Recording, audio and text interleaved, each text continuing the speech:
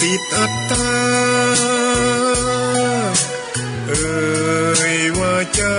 แจ้งกมลแม้นใครปลงได้คงสุขล้นชีวิตมีมองมนเกิดมาเป็นคนสมบูรณ์ดับหายเพียงร่างกายไว้ชีวาแต่กุศลผลกรรมธรรมาย่อมแปลงค่ากลายเป็นทุนส่งผลให้ทุกคนเวียนวนไม่สูญสุขและทุกข์เป็นไปตามทุนที่พวกคุณได้ก่อทำมา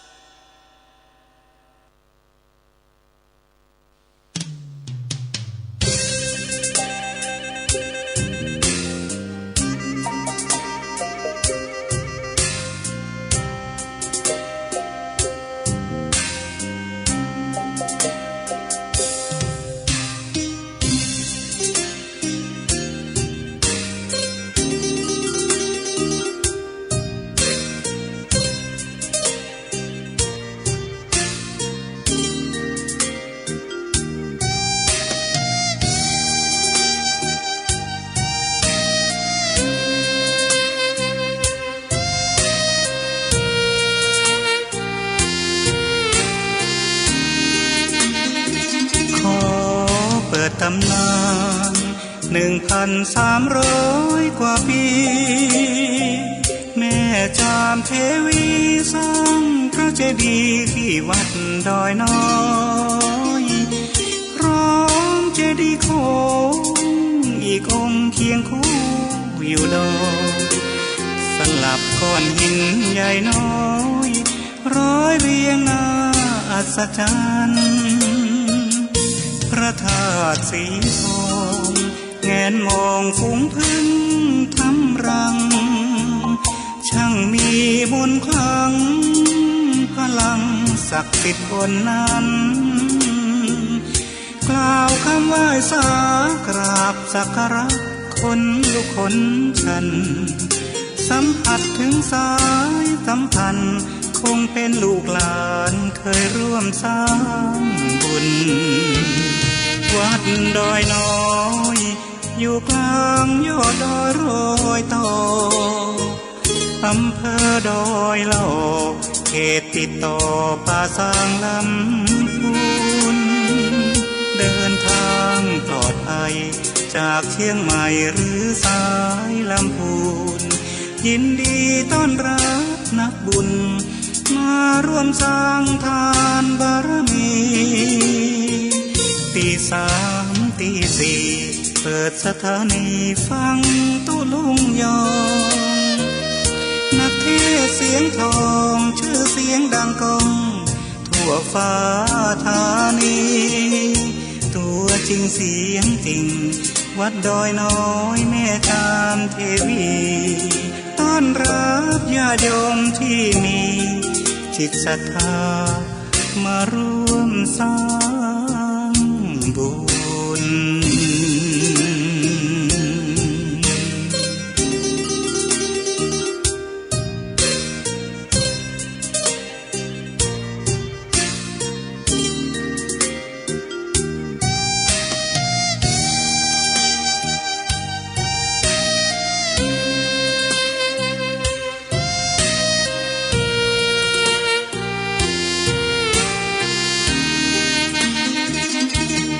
วัดดอยน้อ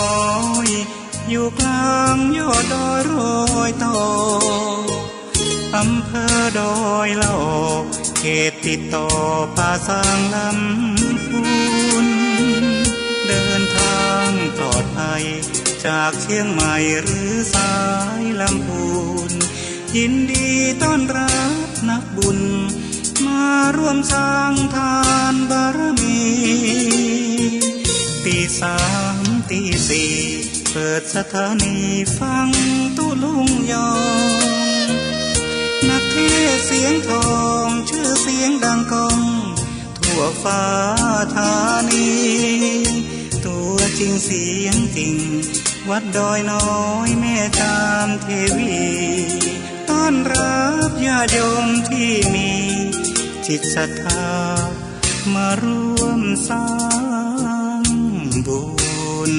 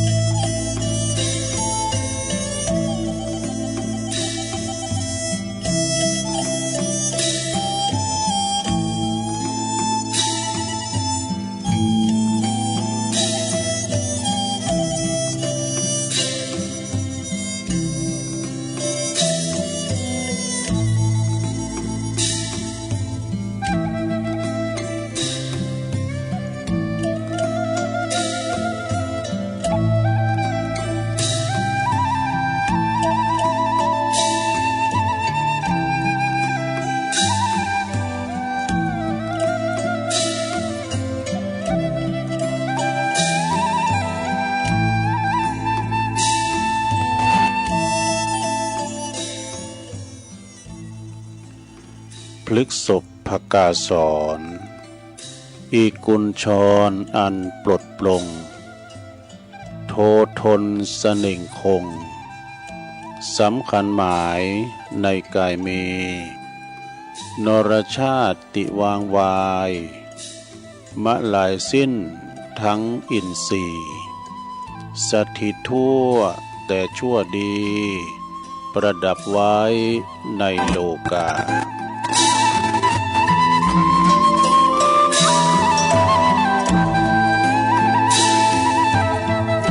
ตื่นเจ้าขึ้นมาก็ยิ้มแย้มแจ่มใสทุกโศกโลกภัยหายไปหมดสิ่งก็ขอความนอบน้อมแด่พระรัตนตรัยอันมีพระพุทธพระธรรมพระสงฆ์เป็นสรณะที่พึ่งกราบไหว้สาถวายความเคารพในเมตตาธรรมครูบาอาจารย์พระมหาเถรานุเถระ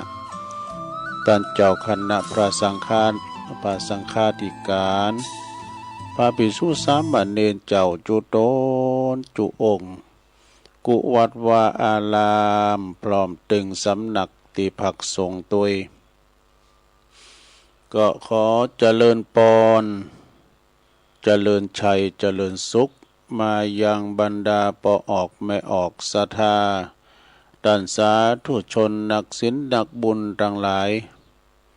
บ่ว่าจะเป็นปอหลงแม่หลงปอลุงแม่ป่าตั้งปีป่าหน้าเอาศรัทธาตีนจองห้องวัดเถ่าแก่หนุ่มกำใจยิงต่างหลายแตกตื่นมื่นตาแล้วเนาะก็มางุมสวามหาโทรศัพท์เครื่องหับวิทยุก็ดีมาเปิดฟังรายการสเปเฮละปากินกะขอนลุงไก่แจ้งรายการเสียงธรรมแสงทองรายการเสียงธรรมแสงทองนี่ก็รับผิดชอบบริหารเวลาดำเนินรายการโดยตนตัวแห่งอาตมาภาพเก่ากระผมตุลุงนันชัยวัฒนาคเสโนแห่งวัดประทาดดอยน้อยตำบลดอยหล่ออำเภอดอยหล่อจังหวัดเชียงใหม่ก็มาปบมาปะกันในยามค่ำคืนในขณะที่เปิ้นรับนอนกันพักผ่อนสายตาพักผ่อนกายาพักผ่อนสมองตัวบ่ได้กึดบ่ได้อ่านสังนะคุณรับนี่มีสติเนอะ เพื่อจะไปตำไว้ที่ไหนก็เติมหูเนอหูคิงเวลาหมออีนะตีสองตีสามมันรับหลุมรับโมนดีนะพักผ่อนเป็นการที่พักผ่อนดีที่สุดแต่ว่าคุณบางคนเนี่ยเป็นนอนบัลลับก็ดีเนาะตื่นมาจับเนี่ยก็มาฟังรายการข ของตุลุงไปประคับประคองปิ้นกู่ปิ้นกีมกันไปเนาะศรัทธาญาติโยมตุลุงก็คุ้นคว้านะเป็นนักคุ้นคว้าทำกันบาดเอาหันน้อยเนน้อยมาเปาะมาหอมกันมาอู่มาจ้านำเสนอศรัทธาญาติโยมได้ฟังกันไปเป็นผู้ที่ว่าคุ้นคว้าเอาตั้งในอินเทอร์เน็ตพงกาในหนังสือธรรมะหนังสือนิทานติมาติไปบ่ว่าจะเป็นมรดกธรรมสาธโวธรรมบรรยายณโอกาสบัดนี้นะมามาจะนำเสนอศรัทธาได้ฟังกันไปเนาะวันพัดวันศุกร์วันเสาร์ก่อนอื่นที่จะได้พระตั้งคืนบุญสถานีวิทยุแต่ละคืนบุญต่างๆนี่ที่เปิ้นมีบุญต่อโสตประสาทหูเฮาได้ฟังกันมีเปิ้นก็ได้ยินนะเปิ้นก็กล้องสัญญาณรายการไปตัวลุงก็จะได้ไหวพระสวดมนต์กันเน้อเปิดความเป็นสิริเป็นมังกละเป็นมงคลกับตนกับตัวกับขอบกับครัวลูกหลานตันเต่าอยู่ดีมีสุขขจัดปัดเป่าโพยภัยเสนียดจังไรต่างหลายมาลายหายสิ้นหนีไกลแสนโยดแสนว่านำปาสิ่งที่ปินมังกละปินมงคลเข้าคุ้มโหหอเฮือนเฮาก็จักอยู่สุขสบายเนาะปราศจากทุกโศกโรคภัยข้อเจ็บบ่หือมาไก่ข้อไข่บ่หือมากายเด้อมีสลีติคาอายุมันยืนยาวอยู่กำจูปูจาบรพุทธศาสนาไปเฮิงเมื่อนานนั่นจุงจักเมพร้อมแล้วก็กราบหนึ่งกราบสองกราบสามอิมินาสกาเลนะพุทธังอภิปูชยามาอิมินาสกาเลนะธัมมังอภิปูชยามาอิมินาสกาเลนะสังฆังอภิปูชยามาอะระหังสัมมาสัมพุทโธภะคะวาพุทธังภะคะวันตังอภิวาเทมิสวากขาโตภะคะวะตาธัมโมธัมมังนะมัสสามิสุปฏิปันโนภะคะวะโตสาวกสังโฆสังฆังนะมามินะโมตัสสะภะคะวะโตอะระหะโตสัมมาสัมพุทธัสสะนะโมตัสสะภะคะวะโตอะระหะโตสัมมาสัมพุทธัสสะนะโมตัสสะภะคะวะโตอะระหะโตสัมมาสัมพุทธัสสะอิติปิโสภะคะวะอะระหังสัมมาสัมพุทโธวิจาจารณะสัมปันโนสุขโตโลกวิโตอนุตตโลปุริสตัมมาสาลาทิสัทธาเท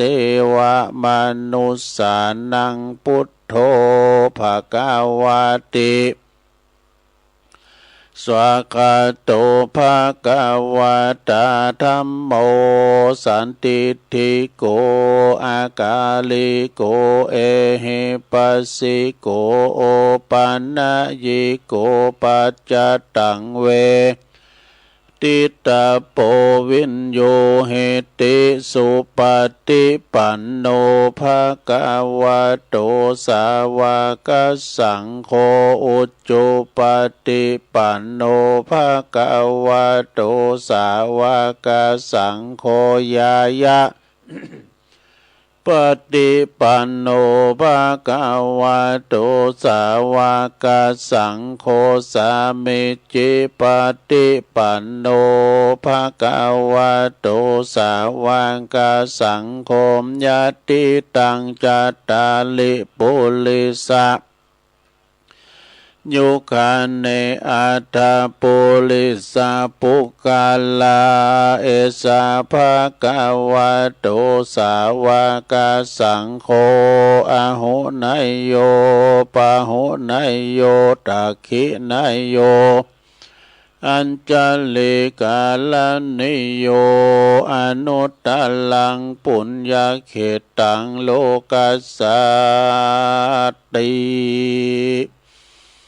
จายันโตโปติยามุเลสักกายานังนันทิวัตโนเอวังตวังวิจัยโยโหเหจัยยสุจัยยมังกะเลอปัลลาจิตตาปันลังเกสีเสปตาวิปุคะเลอภิเสเกสัพพพุทธานังอากัปปะโตปัมโมทัตติสุนักกตังสุมังกลังสุปาปาตังสุโหติตังสุกันโน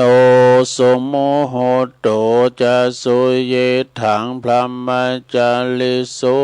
ปทักขินังกายกัมมังวาจากัมมังปทักขินังปทักขินังมโนกัมมังปณิทิเตปทักขินาปทักขินานิกาตวนะละพันตัตเถปทักขิเนสัพพิติโยวิวัจจันตุสัพพะโลกโกวินาศตุมาเตภวัตวันตรายโยสุขิติกายุโกภวะอภิวาทนาสิลิสานิจังวุตตาปัจจายโนจัตตาโลธัมมาวาทันติอายุวันโนสุขังปะลังเอาแล้วเนาะศรัทธาญาติโยมต่างหลายตุลุงก็ปิ้นเก้าปิ้นโหนำสวดมนต์ไปปิ้นตีเล็บร้อยก็ขอคุณปฏิตาไลรัตนะผ่านแผ่วพระเกี่ยวเจ้าทั้งสามประการเนาะจุงโดนบันดาลมาปกป้องคุ้มครองรักษาวัดวาอารามโคงแก้วทั้งสามปกป้องรักษาดูแลครูบาอาจารย์พระสงฆ์องค์สามบัณฑิตเจ้าเปิ้นมาอยู่กับวัดกับว่าได้เป็นผู้ที่มาเผยแผ่สัจธรรมคำสอนขององค์บวรสัมมาสัมพุทธเจ้าแต่ละวัดแต่ละวานะก็จะต้องมีบุคลากรมีเจ้าอาวาสมีตุสงฆ์มีพระเนน บางตนบางองค์นั้นเปิ่งก่อมใจหนอนเน้อเจอไขบ้านเฮาลุกที่อื่นที่ไกลมาปิ้นหน้าบุญมาปกสร้างห่างแปลงเนาะมาอยู่ปิ้นกูปิ้นกีมศรัทธานาบุญมีการมีงานกินแขกแต่งงานหรือว่างานมงคลปะมงคลก็ตามเป็นผู้ที่มาทำพิธีเนาะต่างศาสนาตามแบบเบาโบราณกันไปแต่มาช่วยกันมาผอก้อยดูแลวัดวาอารามอีกเนาะได้มาช่วยกันมาปกป้องรักษาพระพุทธศาสนาวัดวาอารามคือสร้างห่างแปลงมีความการกุงลุงเลิงเจริญขึ้นไปแล้วก็ศรัทธาปอหลวงแม่หลวงเขาก็ขอให้มีสุขภาพ พลานามัยสมบูรณ์แข็งแรงเด้อเป็นหล่มโพหล่มใสของลูกของหลานกันต่อไปเป็นกำลังใจกับอีปออีแม่ที่เดินเหินไปไหนตั้งใดบ่ใดก็เอาวิทยุเนี่ยเน้อมาปิ้นกูปิ้นกีมกันไปพอบ้านแม่บ้านจะไปตั้งกาดตั้งลีนอกสถานที่ที่ไหนก็ตามจะขับรถขับลาก็มีสติก่อนสตาร์ทนี่นะเนาะเพราะว่ารถมันก็หนักก็หลายด้วยระวังถึงรถเปิ้นระวังถึงรถเฮาเนาะไปดีมาดีเขี่ยวขาปลอดภัยทั้งขาไปทั้งขากลับเน้อตอนนี้ไปตัวลุงก็จะได้เอ่ยไปต่างคืนบุญสถานีวิทยุแต่ละคืนนี่ที่เปิ้นลิงสัญญาณดีเจเจ้าหน้าที่แต่ละตีนี่เปิ้นก็ปินล่ำปินนอนเหมือนกันเด้อถ้าก็กล้องสัญญาณรายการนะเข้าไปในสถานีของเปิ้นแผ่พายกระจายเสียงเพื่อให้พอออกสถาได้ฟังกันเด้อขอบคุณสถานีวิทยุในเครือข่ายที่เปิดรับสัญญาณรายการธรรมะภาคภาษายองช่วงเวลาตั้งแต่ตี 3 ถึง 5 โมงเนาะขอบคุณสถานีวิทยุคลื่นพระพุทธศาสนาการศึกษาและวัฒนธรรมของวัดฝายหินเนอตำบลสุเตปอำเภอเมืองเชียงใหม่ FM 104.50 เมกะเฮิรตซ์โดยเมตตาบารมีธรรมอาจารย์พระครูสมุวิสุวัตวรกิจโจนี่ก็องค์ขลงในเมืองนะฟังครอบคลุมกันหมดนะขอบคุณสถานีวิทยุคณะสงฆ์อำเภอฝางตั้งอยู่ที่วัดพระพุทธบาทอุดมน้ำบ่อสาวาสำนักวิปัสสนา FM 88.50 เมกะเฮิรตซ์เนอโดยเมตตาบารมีธรรมหลวงพ่อพระครูสุจิตานุรักษ์หลวงพ่อใหญ่เจ้าคณะอำเภอฝางเด้อขอบคุณตุปิเลินจำเริญโชติธรรมโมโดยลิงสัญญาณไปละพี่น้องฟังไม่อายใส่ประการฟังกันหมักปงลงลายเด้อขอบคุณสถานีวิทยุแดนดินถิ่นล้านนาตั้งอยู่ที่บ้านฮงโงตำบลนำบ่อหลวงอำเภอสันป่าตองจังหวัดเชียงใหม่FM 103.50 เมกะเฮิรตซ์โดยคุณโยมรุจิสมบัติเงาคำเนอผู้อำนวยการสถานีเฮาขอบคุณสถานีวิทยุคลื่นธรรมะของชุมชนวัดห้วยตองซักเนอตั้งอยู่ที่วัดพระบาทอุดมน้ำตั้งอยู่ที่ตำบลของเป้าอำเภอจอมตองเนอนะFM ก็ 18.75 เมกะเฮิรตซ์โดยเมตตาบารมีธรรมอาจารย์พระครูวาปีวรมานิตโซนไต่ซ้ายไต่ก็ฟังกันแต่เพลงบักเก่ามาแล้ว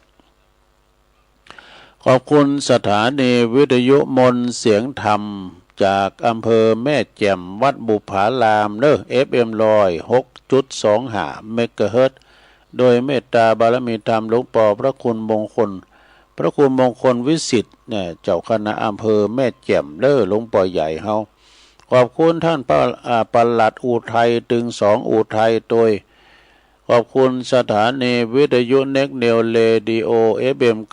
96.75 เมกะเฮิรตซ์ตั้งอยู่ที่บ้านโจงตำบลทุ่งขวาวห้างหุ้นส่วนจำกัดอนุสรณ์เรดิโออำเภอเมืองปานจังหวัดลำปางขอบคุณสถานีวิทยุชุมชนคนเหนือเขื่อนตั้งอยู่ที่บ้านดงดำอำเภอฮอดจังหวัดเชียงใหม่เนอ FM 90.75 เมกะเฮิรตซ์เนอขอบคุณสถานีวิทยุเพื่อการศึกษาและพัฒนาอาชีพอาร์เรดิโอเน็ตเวิร์ก FM 103.00 เมกะเฮิรตซ์เนอและขอบคุณสถานีวิทยุวัดบรรพตสถิตจังหวัดลำปางเนอคืน FM 106.50 เมกะเฮิรตซ์เนอโดยเมตตาบารมีธรรมอาจารย์ท่านพระมหานพดลสุวรรณเมธีอาจารย์ท่านพระมหาสมชาติชาตปัญโยก็เป็นสถานีที่เปิ่นกำลังเกิดขึ้นใหม่มาแล้วนะเอาอกเอาใจพี่น้องที่อยู่ไกลฟังกันไป จะได้ไปหือกำลังใจเปิ้นวันที่25เนี่ยเนาะศรัทธาญาติโยมเปิ้นกอดตั้งสถานีมานี่โอ้เสียงเงินเสียงทองหลายศรัทธาก็พอออกศรัทธาก็โจยกันนี่โจยกันกว่าจะได้เสียงขึ้นมาได้ยินพระสงฆ์องค์สังฆเจ้า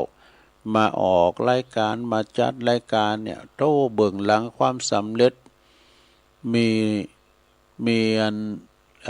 ท่านมหาสมชาติเป็นผู้ที่วิ่งเต้น ดำเนินการอย่างนั้นอย่างนี้ในความสนับสนุนของอาจารย์ท่านพระมหานพดลสุวรรณเมธีอันเป็นเจ้าคณะอำเภอวังเหนือเจ้าอาวาสวัดบรรพตสันทิฏอันนี้ก็สนับสนุนในด้านการเงินตัวกับเงินส่วนโตกัมสังกาพร้อมกับปออกศรัทธาช่วยกันเล็กๆน้อยๆนะเพื่อว่าความยั่งยืนในคืนบุญแถมคืนหนึ่งจะได้ฟังฟังธรรมหลากหลายมีหลายภาษาเนี่ยภาษายองแหละตัวลุงเนี่ยอู่ยองดูอู่ยองป่าสร้างละปูนเนี่ยแล้วก็ฟังสำเนียงตังลำปางนะตัวปีจ้อยเขาก็เนี่ยหรือว่าตัวปีเก๋เขาก็เนี่ยเปิ่นก็ไปคุณอย่างนะก็โมนฟังตังเจงไฮหลวงปู่เขาเนี่ยครูบาดอยเขาก็หลากหลายดีต่างเมืองฟางก็ดีในโหในเวงกะเอามาโซกันมาโซกันเนี่ยเนาะเอาปัญญามาโซกัน แต่ว่าภูมิหูภูมิธรรมเล่มเต่ากันเนอะอย่างตัวลุงในดอยอ่านหนังสือก็จ่าตัวกะนะเพราะเราก็คุ้นเท่าตามันก็ลายพอง ก็มาเข้ารายการเป็นกำลังอกกำลังใจกับศรัทธาญาติโยมทั้งหลายด้วยก็มาปะกันวันนี้ก็ตรงกับวันพฤหัสบดีเนาะวันนี้วันพัดแล้วกันเนาะวันพฤหัสบดีที่23วันนี้ดษฎา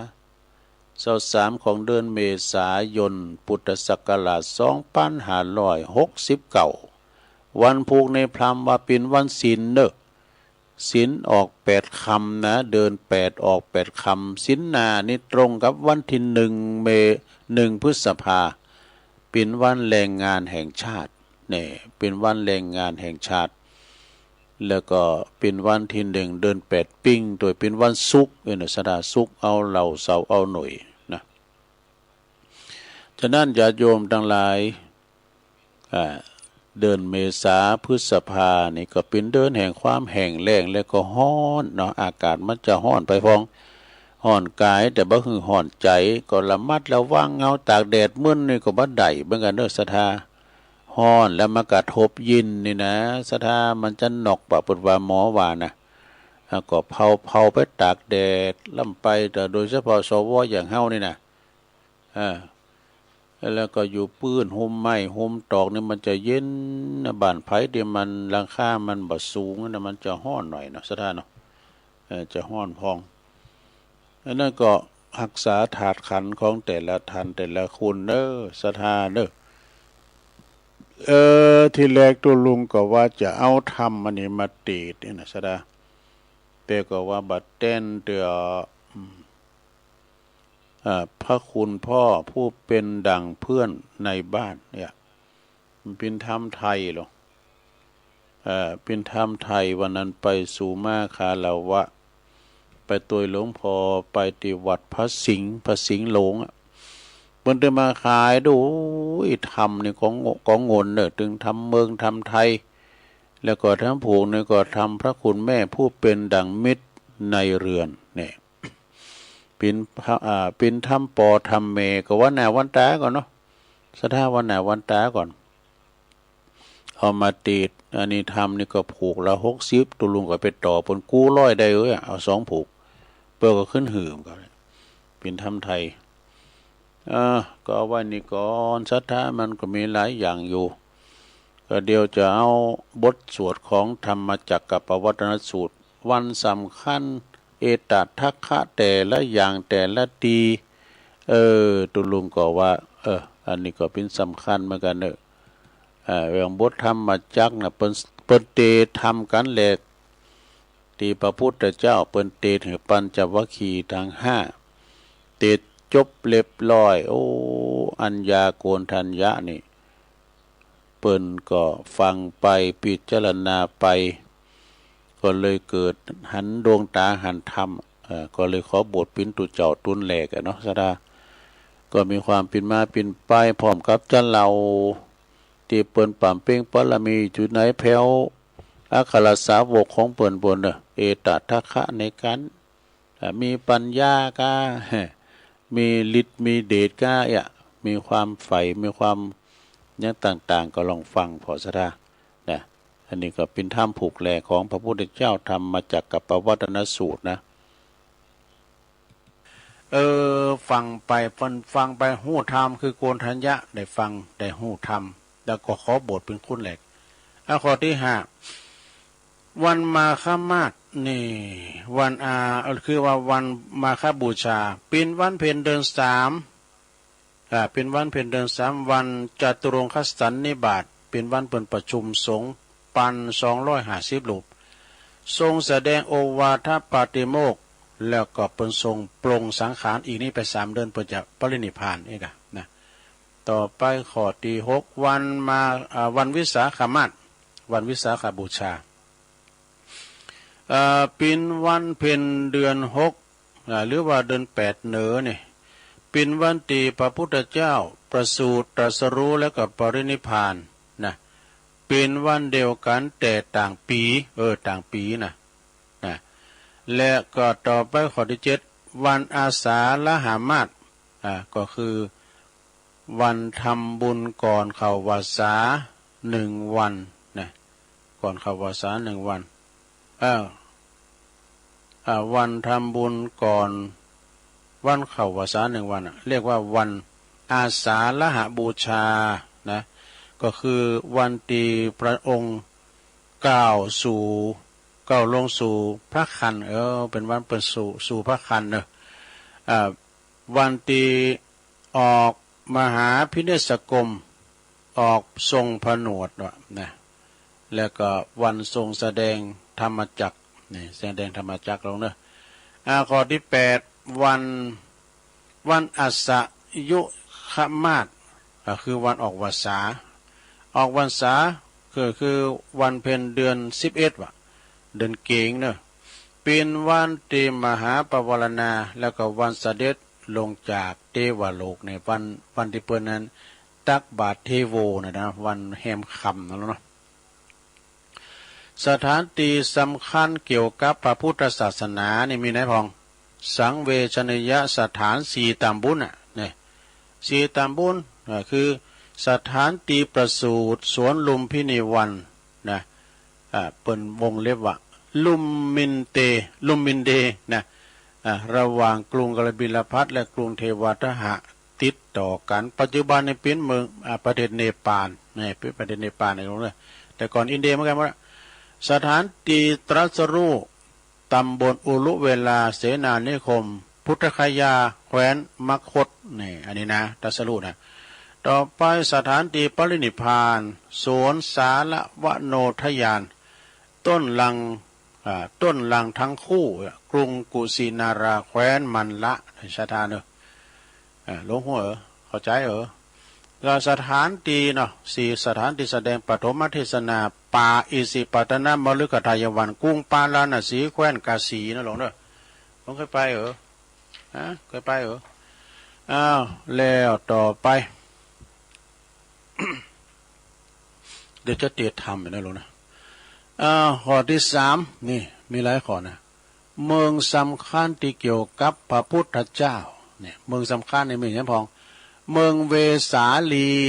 นะเมืองตีมีภิกษุสงฆ์เกิดขึ้นข้างแรกคือพระอัญญาโกณทัญญะนี่แล้วก็เป็นเมืองตีจัดทำสังฆายนาพระธรรมวินัยครั้งที่2ในประเทศอินเดียนี่แล้วต่อไปเมืองราชคฤห์ในราชคฤห์นี่ก็คือเป็นเมืองที่พระพุทธเจ้าทรงประดิษฐาน พระพุทธศาสนาฝังหลากไว้กับเมืองแหลกนะข้างแหลกเมืองราชคลื่นนะต่อไปเป็นเมืองปาลาณสีเป็นเมืองที่พระพุทธเจ้าทรงแสดงปฐมเทศนาโปรดพระปัญจวัคคีย์เป็นเมืองที่กำเนิดมีพระรัตนตรัยเป็นว่าคือพระพุทธพระธรรมพระสงฆ์ครบถ้วนบริบูรณ์ก่อนไผนี่ต่อไปเมืองกุสินาราเป็นเมืองที่พระพุทธเจ้าเสด็จดับขันธปรินิพพานถวายพระเพลิงพระสรีระของพระองค์ที่หันเด้อนะเมืองกุสินาราแล้วก็ต่อไปเป็นเมืองสาวัตถีเนี่ยเมืองใหญ่เหมือนกันเด้อปาราณสีสาวัตถีหมดเลยนะเป็นเมืองที่พระพุทธเจ้าทรงประทับเป็นจำวรรษาที่หันมึนที่สุดถึง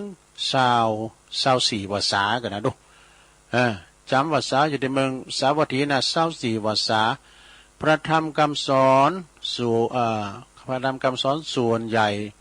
ของพระองค์ทรงแสดงไว้วิหารในเมืองแห่งนี้เนอะเนี่ยต่อไปเมืองสังกัสสะเนี่ยเมืองสังกัสสะเป็นเมืองที่พระพุทธเจ้าเสด็จจากสวรรค์จันทวติงสาคือดาวดึงส์ลงจากหลังจากที่ทรงแสดงพระอภิธรรมไปโปรดพระพุทธมารดาแล้วเพิ่นเรียกว่าวันตักบาตรเทโวนี่วันตักบาตรเทโวนะสาระวันตักบาตรเทโวต่อไปนี่บุคคลสำคัญในครั้งพุทธกาลสมัยที่พระพุทธเจ้ายังตุนอยู่นี่นะมีไผ่พองเนาะพระภิกษุพระอัญญาโกณฑัญญะปฐมสาวกองค์แรกในพระพุทธศาสนาเด้อคืออัญญาโกณฑัญญะมีหยังพองมีเอตทัคคะเนาะความเป็นเลิศในทางรัตตัญญูรู้แจ้งธรรมก่อนผู้อื่นเนี่ยเปิดหันธรรมก่อนบทเป็นองค์แรกนะอัญญาโกณฑัญญะเป็นตุเจ้าตุนแรกต่อไป2พระสารีบุตรนี่อัครสาวกเบื้องขวามีเอตทัคคะความเป็นเลิศทรงมีปัญญาหนักเนี่ยมันมีปัญญานะพระสารีบุตรเนี่ยนะต่อไปพระโมคคัลลานะพระโมคคัลลานี่อัครสาวกเบื้องซ้ายมีเอตทัคคะความเป็นเลิศในทางมีฤทธิ์หนักนะซะนะโมคคัลลานี่มีฤทธิ์หนักสามารถดำดินเหาะเหินเดินอากาศได้หมดนะไปดับเปลวไฟหมดนะ6อะไรวะโคสุธาก็ถูกโจร500ทุบตีจนกระดูกละเอียดเป็นเม็ดข้าวสารวะนะต่อไปพระอานนท์นะพระอานนท์นี่ก็โอรสของพระเจ้าสุกโกธนะมีเอตทัคคะความเป็นเลิศทางพุทธอุปถากเนี่ยเป็นอุปถากนะพระอานนท์ปัดวีอยู่ตั้งหลังตลอดเวลาปฏิบัติหลับใช้พระพุทธเจ้าปัดวีอยู่ตั้งหลังถวายงานพัดต่อไปพระศิวลีนี่ไผหูจักของพระศิวลีนะปีนโอรสของพระนางสุปวาสามีเอตทัคคะมีความปิ้นเลิศในทางมีลาภสักการมีลาบหนักนะไม่ใช่ลาบกอกบัฟฟาโลกอกมันจะนะลาบก็คือมีเปิ้นมีเข่าของเงินทองหนักอีกเปิ้นว่าบ้านใดเมืองใดที่เปิ้นแห่งแล้งนี่นะที่เปิ้นอับจนกันอยากนิมนต์ไปเด้อพระสารีบุตรนะเปิ้นพระศิวลีเปิ้นไปเนี่ยโอ้ลาบสักการะเกิดขึ้นหนักในศรัทธาเด้อแต่จุยเปิ้นนี่นะเนาะ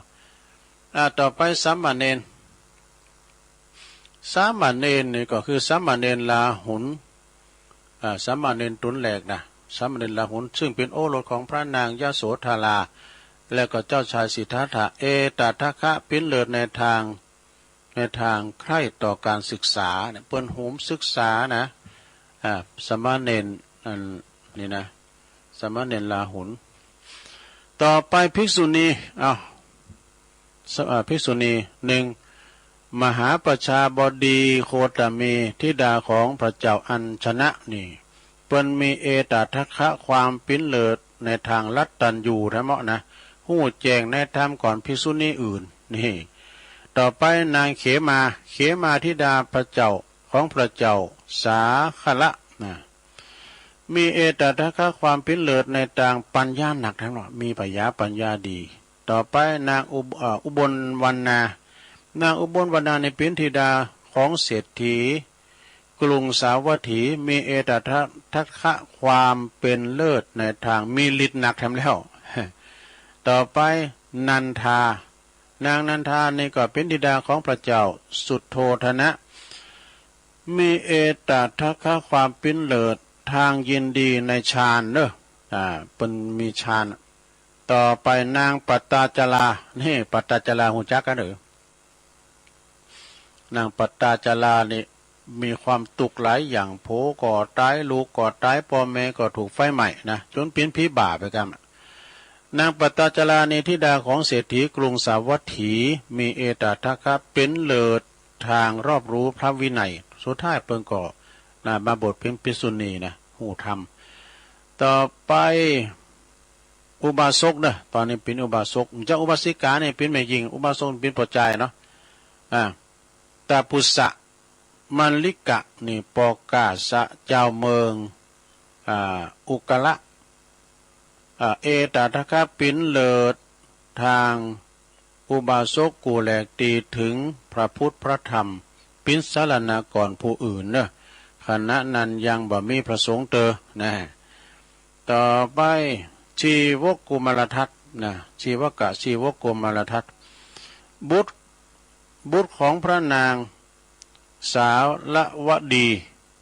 มีเอตทัคคะเป็นเลิศในทางเหลื่อมใสในพระพุทธเจ้านะสีชีวกในเปิดนั้น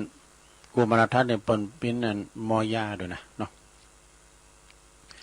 ต่อไปมหานามะนี่มหานามะนี่เป็นโอรสของพระเจ้าอมิโตธนะ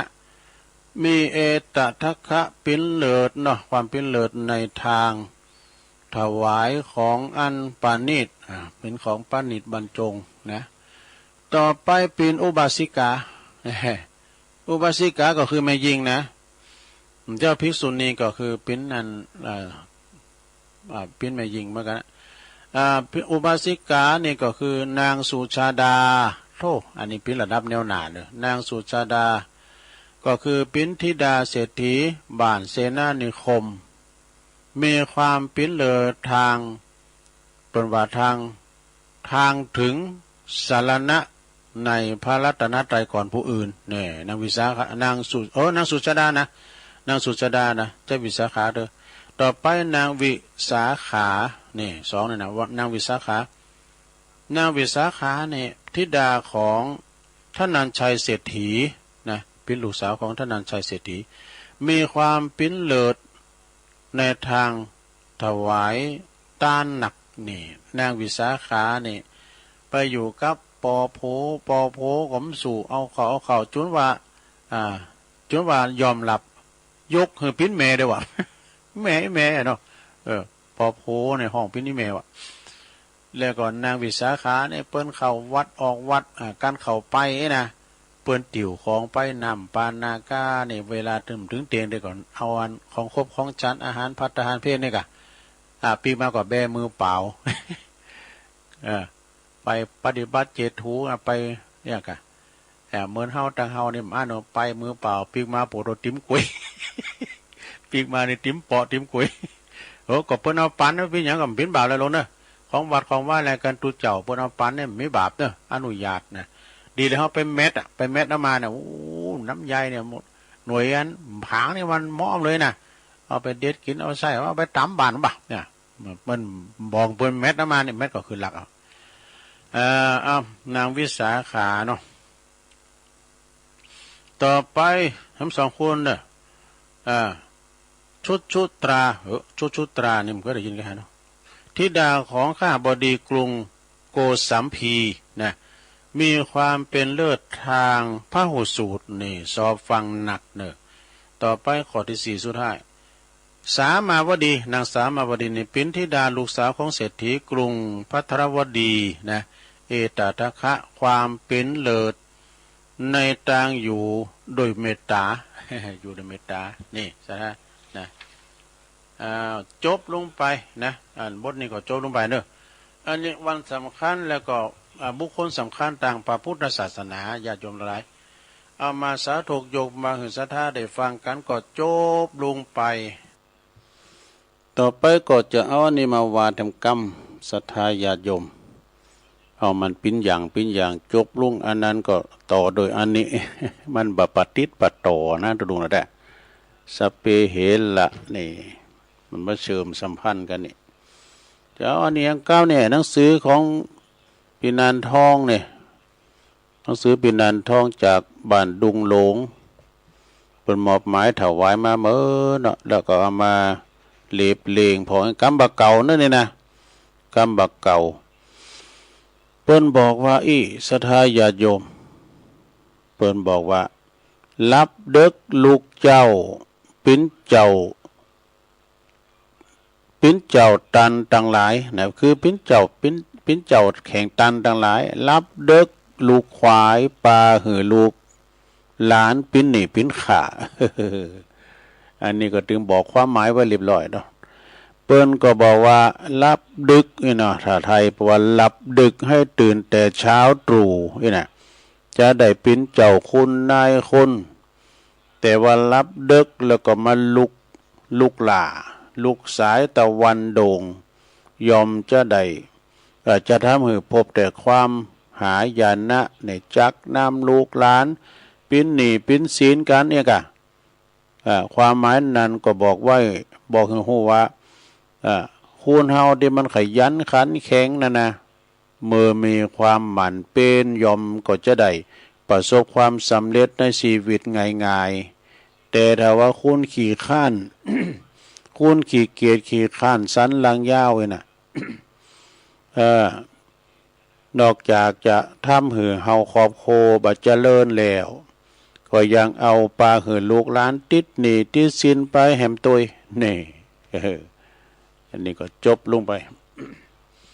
แถมบทหนึ่งอันนี้ก็เน็ตเหมือนกันเนอของปีนานทองนี่นะเพิ่นบอกว่าคนรักเนี่ยคนว่ารักคนเดียวบดเต่าเงาถึงหมู่สุมาเด้ออันนี้เป็นกรรมหยาบไปหน่อยนะสุมาสะท่าโดยเพิ่นว่ารักคนเดียวบดเต่าเงาถึงหมู่หมายความว่าจะไดถ้าฉลาดคนเดียวนั้นนี่ก็บ่เหมาะสักเท่าใดแต่ว่าถ้าว่าโง่ทั้งคณะยังดีกว่าความหมายนั้นเพิ่นก็บอกว่าท่านเปรียบเทียบหือหันว่าคุณเฮานั้นอาจจะอวดฉลาดไปเสียหมดยอมจะบ่มีความยอมบ่สมควรนะรักคนเดียวเนี่ยนะเพราะอาจจะทำให้มีภัยมาถึงตัวเองได้สู้ทำแบบคุณโง่ทั้งคณะนี่นะหือเงาทั้งหมดนั่นสมมุติเนาะยังจะดีกว่าทำบ่ฮู้เริงบ่หันนี่นะอันหยังทั้งสิ้นทั้งมวลนะยอมจะทำให้ปราศจากภัยมารมาลุกโกนได้แต่กันเนาะ นี่ไปทำแบบอันนี้สำเน็ตเด้อสถาเกยวานะเกยวาของปครูอำนวยกับลำพัดแต่อันนี้ปีนั้นก็ให้แบบหนึ่งเปิ้นวันลวกเนี่ยก็คือลักบ้านนอกยังบัดเตาศอกกอกในเวงสิบในเวงก็ยังบ่เป้งในขอกว่าสิบในขอกก็ยังบัดเตาวอกขี่ยา สิบวอกขี่ยาก็ยังบัดเตาหาจะหือเนี่ยสิบหาจะหือยังบัดเตาดักจือกือแล้วก็เตียวหนีดูการอันสุดท้ายนะ เป็นหนีเป็นศีลปรากฏหาก็ดุดเหือนะมันมีด้วยขี้มาหนีบแกเป็นน้ำมันนะบ่อยเตาถ่านนะยังได้ควัดแล้วนี่ อับจางยังได้ชัดตั้งด้วยนะไอ้เนาะลำไยทั้งจอมาถึงอ่างพิจารณาก็ย้ำเตาเดี๋ยวที่ยืมไปชัดตั้ง1,200คือไม่เหลือเดียวดักคือแล้วก็เตียวนี้เอาปัดขุนเตียวนี้ เอาอย่างกับมันเนาะไปสัญญารู้กับมีนี่นะอันนี้เปิดมาความว่าอย่างนี้ลักษณะเนี่ยเปิดบอกว่าคุณบ้านนอกเลยนะที่ว่าฉลาดแสนฉลาดแล้วนั้นนะ ยังจะมาสู่คนที่บนสอบตัดลบตัดแรงที่อยู่ในเมืองบ่ได้ได้กันเนาะคุณในเมืองเนี่ยโธ่เฮาไปอยู่บ้านนอกบ้านนาเป็นในเมืองในเป็นที่โกหยังดุโกหลดโกหลดสาราลักแหลมตั้งบ้านนอกบ้านนายำบัดเตาคนตัดลบตัดแรงในเมืองนี่นะสอบตัดลบตัดแรงแล้วก็เพราะว่าถูกหล่อหลอมนะถูกหล่อหลอมหือเสียเชิงได้ง่ายๆเนี่ยเพราะว่ามันเต่าในเวงในเมืองเนาะแล้วคนในเมือง10คนนี่หรือจะมัดตันชั้นเชิงของพูดที่เข้าออกในคุกในคอกในคอกใดนะแล้วก็ขี่ยาในคอกวันแน่แล้วเนี่ย10คนแล้วหรือก็ยังจะมาเท่าทันเหลมของโพกตีขี่ยาได้แน่ขี่ยานี่นะขี่ยาวันเน็ตแล้วนะ10คนนี่ก็ยังบัดเต่ายามาการกำว่าแล้วหาดื้อจะหือรู้หาดื้อจะหือนะมันมีเด้อไปเอาอย่างกันมาได้เนาะกูหาดื้อจะหือเนี่ยในใบสัญญาเมื่อไหร่เนี่ยก็มันมีเด้อที่มันหนีบแก่ปีน้ำมันนะซึ่งก็หมายความหมายก็ถึงพวกตีสอบนะเซ็นสอบแปะสอบยืมสตางค์พวกเนี้ยนะก็มันมีเด้อที่มาเอาเข้ามาก็เมื่อว่าเจ้าหนี้มาทงก็บอกว่าแล้วหาดึงจะหืออีหยังนะแล้วก็ว่าหาดึงจะหือเนี่ยก็บ่เคยเพราะบ่เคยไปชำระหนี้สักเตือนะหาดึงจะหือเป็นหลายปีแล้วก็บ่หือสักเตือพวกที่บอกว่าพวกที่บอกแล้วจะหือต่อไปนี่ก็ยัง10คนก็ยังบ่เต่าดักจือกือแล้วก็เตียวหนีทำบ่ฮู้บ่ซี่หนีเอาดื้อๆว่าดูสู้มันได้นะ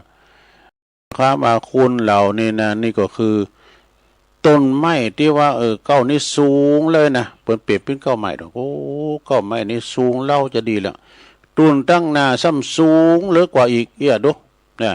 หรือว่าแบบสำนวนจีนเนาะกำลังภายในเพราะว่าเหนือฟ้าย่อมมีฟ้านั่นเองนี่จบลงไปนะเหนือฟ้ายังมีฟ้าเหนือยามาฮ่าก็ยังมีคาวาซากิเหนือดอยติก็ยังมีดอยเต่าดอยเต่าก็มีนะเหนือเกาเหลาก็ยังมีเกาหลี มันเหนือกันหมดเนาะเหนือกระทิงแดงก็ยังมีกระทิงทองก่อนมีกระทิงทองดอกเหนือบ่อสร้างกลางจ้องยังมีสันปะตองกลางเต้นดอกเป็นคำหลินคำโหมและเดชะญาโยมทั้งหลายเอามานำเสนอศรัทธาญาติโยมครึ่งหลับครึ่งตื่นฟังไปตื่นพองรับพองเนี่ยฟังไปก่อนรับไปละตัวก็ไปปิ้นสังฟังไปก่อนรับไปเนี่ยมันเป็นธรรมดาขนาดตุลุงอู่ไปเตทำไปหิจะรับในนะก็เป็นอันธรรมดาเนาะศรัทธาญาติโยมทั้งหลายตัวลุงก็จะคุ้นคว้ากระเดียวชั่วโมงที่2จะเล่านิทานเรื่องกิจจานางกิจจานีเนี่ยก็โมนเหมือนกันนางกิจจานีนี่นะเป็นนิทานบักเก่าเล่ากันไว้สืบกันมาแต่หึงเมื่อนานเอามานำเสนอศรัทธาญาติโยมเนาะก็วันนี้ก็ถือว่าเป็นวันโกนแล้วศรัทธาญาติโยมทั้งหลายพุกก็เป็นวันศีลเดิน8ออก8คำนี่ก็มีหลายงานจะได้ประกาศประชาสัมพันธ์ตอนปุ่นใต้รายการบนข่าวสารงานบุญต่างๆตึงงานประจำปีนะตึงงานที่เปิ้นจัดขึ้นมาแถมเนี่ยนะศรัทธาการงานบ่เดี๋ยวนี้มันก็จะคุ้นก็พอให้พอดีเพราะว่าอากาศมันก็ร้อนเนาะอากาศมันก็ร้อนแต่เฮาอยู่ตั้งวัดตั้งวากันเวลาว่ามื้อเต็งกล้ามอย่างกันเนี่ยไปสุกอยู่ในวิหารเนี่ยยินกะหลังคามันสูงอยู่ในวิหารกันในโบสถ์ก็ศาลาโลงไกน่ะมันจะสูงหลังคามันสูงกว่าเย็นนะเนาะสดา บางทีบางแห่งเปิดก็มีน้ำที่ปิ้นฟอยไออยู่นะเป็นร้านก้าร้านขายที่เป็นร้านอาหารเนี่ยเปิ้นปล่อยไอ้น้ำนะมันปิ้นไอ้น้ำนะซะท่าวันนั้นไปฉันเพลโดยหลวงพ่อตีร้านเนี่ยเปิ้นเต่าบุญเลิงไงกะเปิ้นมีไอ้น้ำนะต้องเย็นเดียวเป็นเป่าพัดลมอันนี้ก็เหมือนกับเอาแล้วเนาะศรัทธาญาติโยมตุลุงอุบาก็เป็นชั่วโมงละได้ตุลุงจะได้ยอบยั้งพักเบรกสักกำก่อนนั่งมึนลำไปก็เจ็บหลังเจ็บแอวก็เดียวไปจิบน้ำจิบน้องเนาะแล้วก็จะได้มามาจากันในชั่วโมงที่สองเรานิทานพองเสาะหาอันนั้นอันนี้พองไปเราสู่จู้กันฟังไปวันนี้วันพัดศรัทธาญาติโยมก็อดหาดาฟังบื้อก็ตั้งครูบาดอย ก็จะมาออกรายการด้วยเนาะเอาพักยอบย่างกันเน้อศรัทธาญาติโยมทั้งหลายเดี๋ยวมาปักกันในรอบสองชั่วโมงที่สองกันต่อไปเนาะ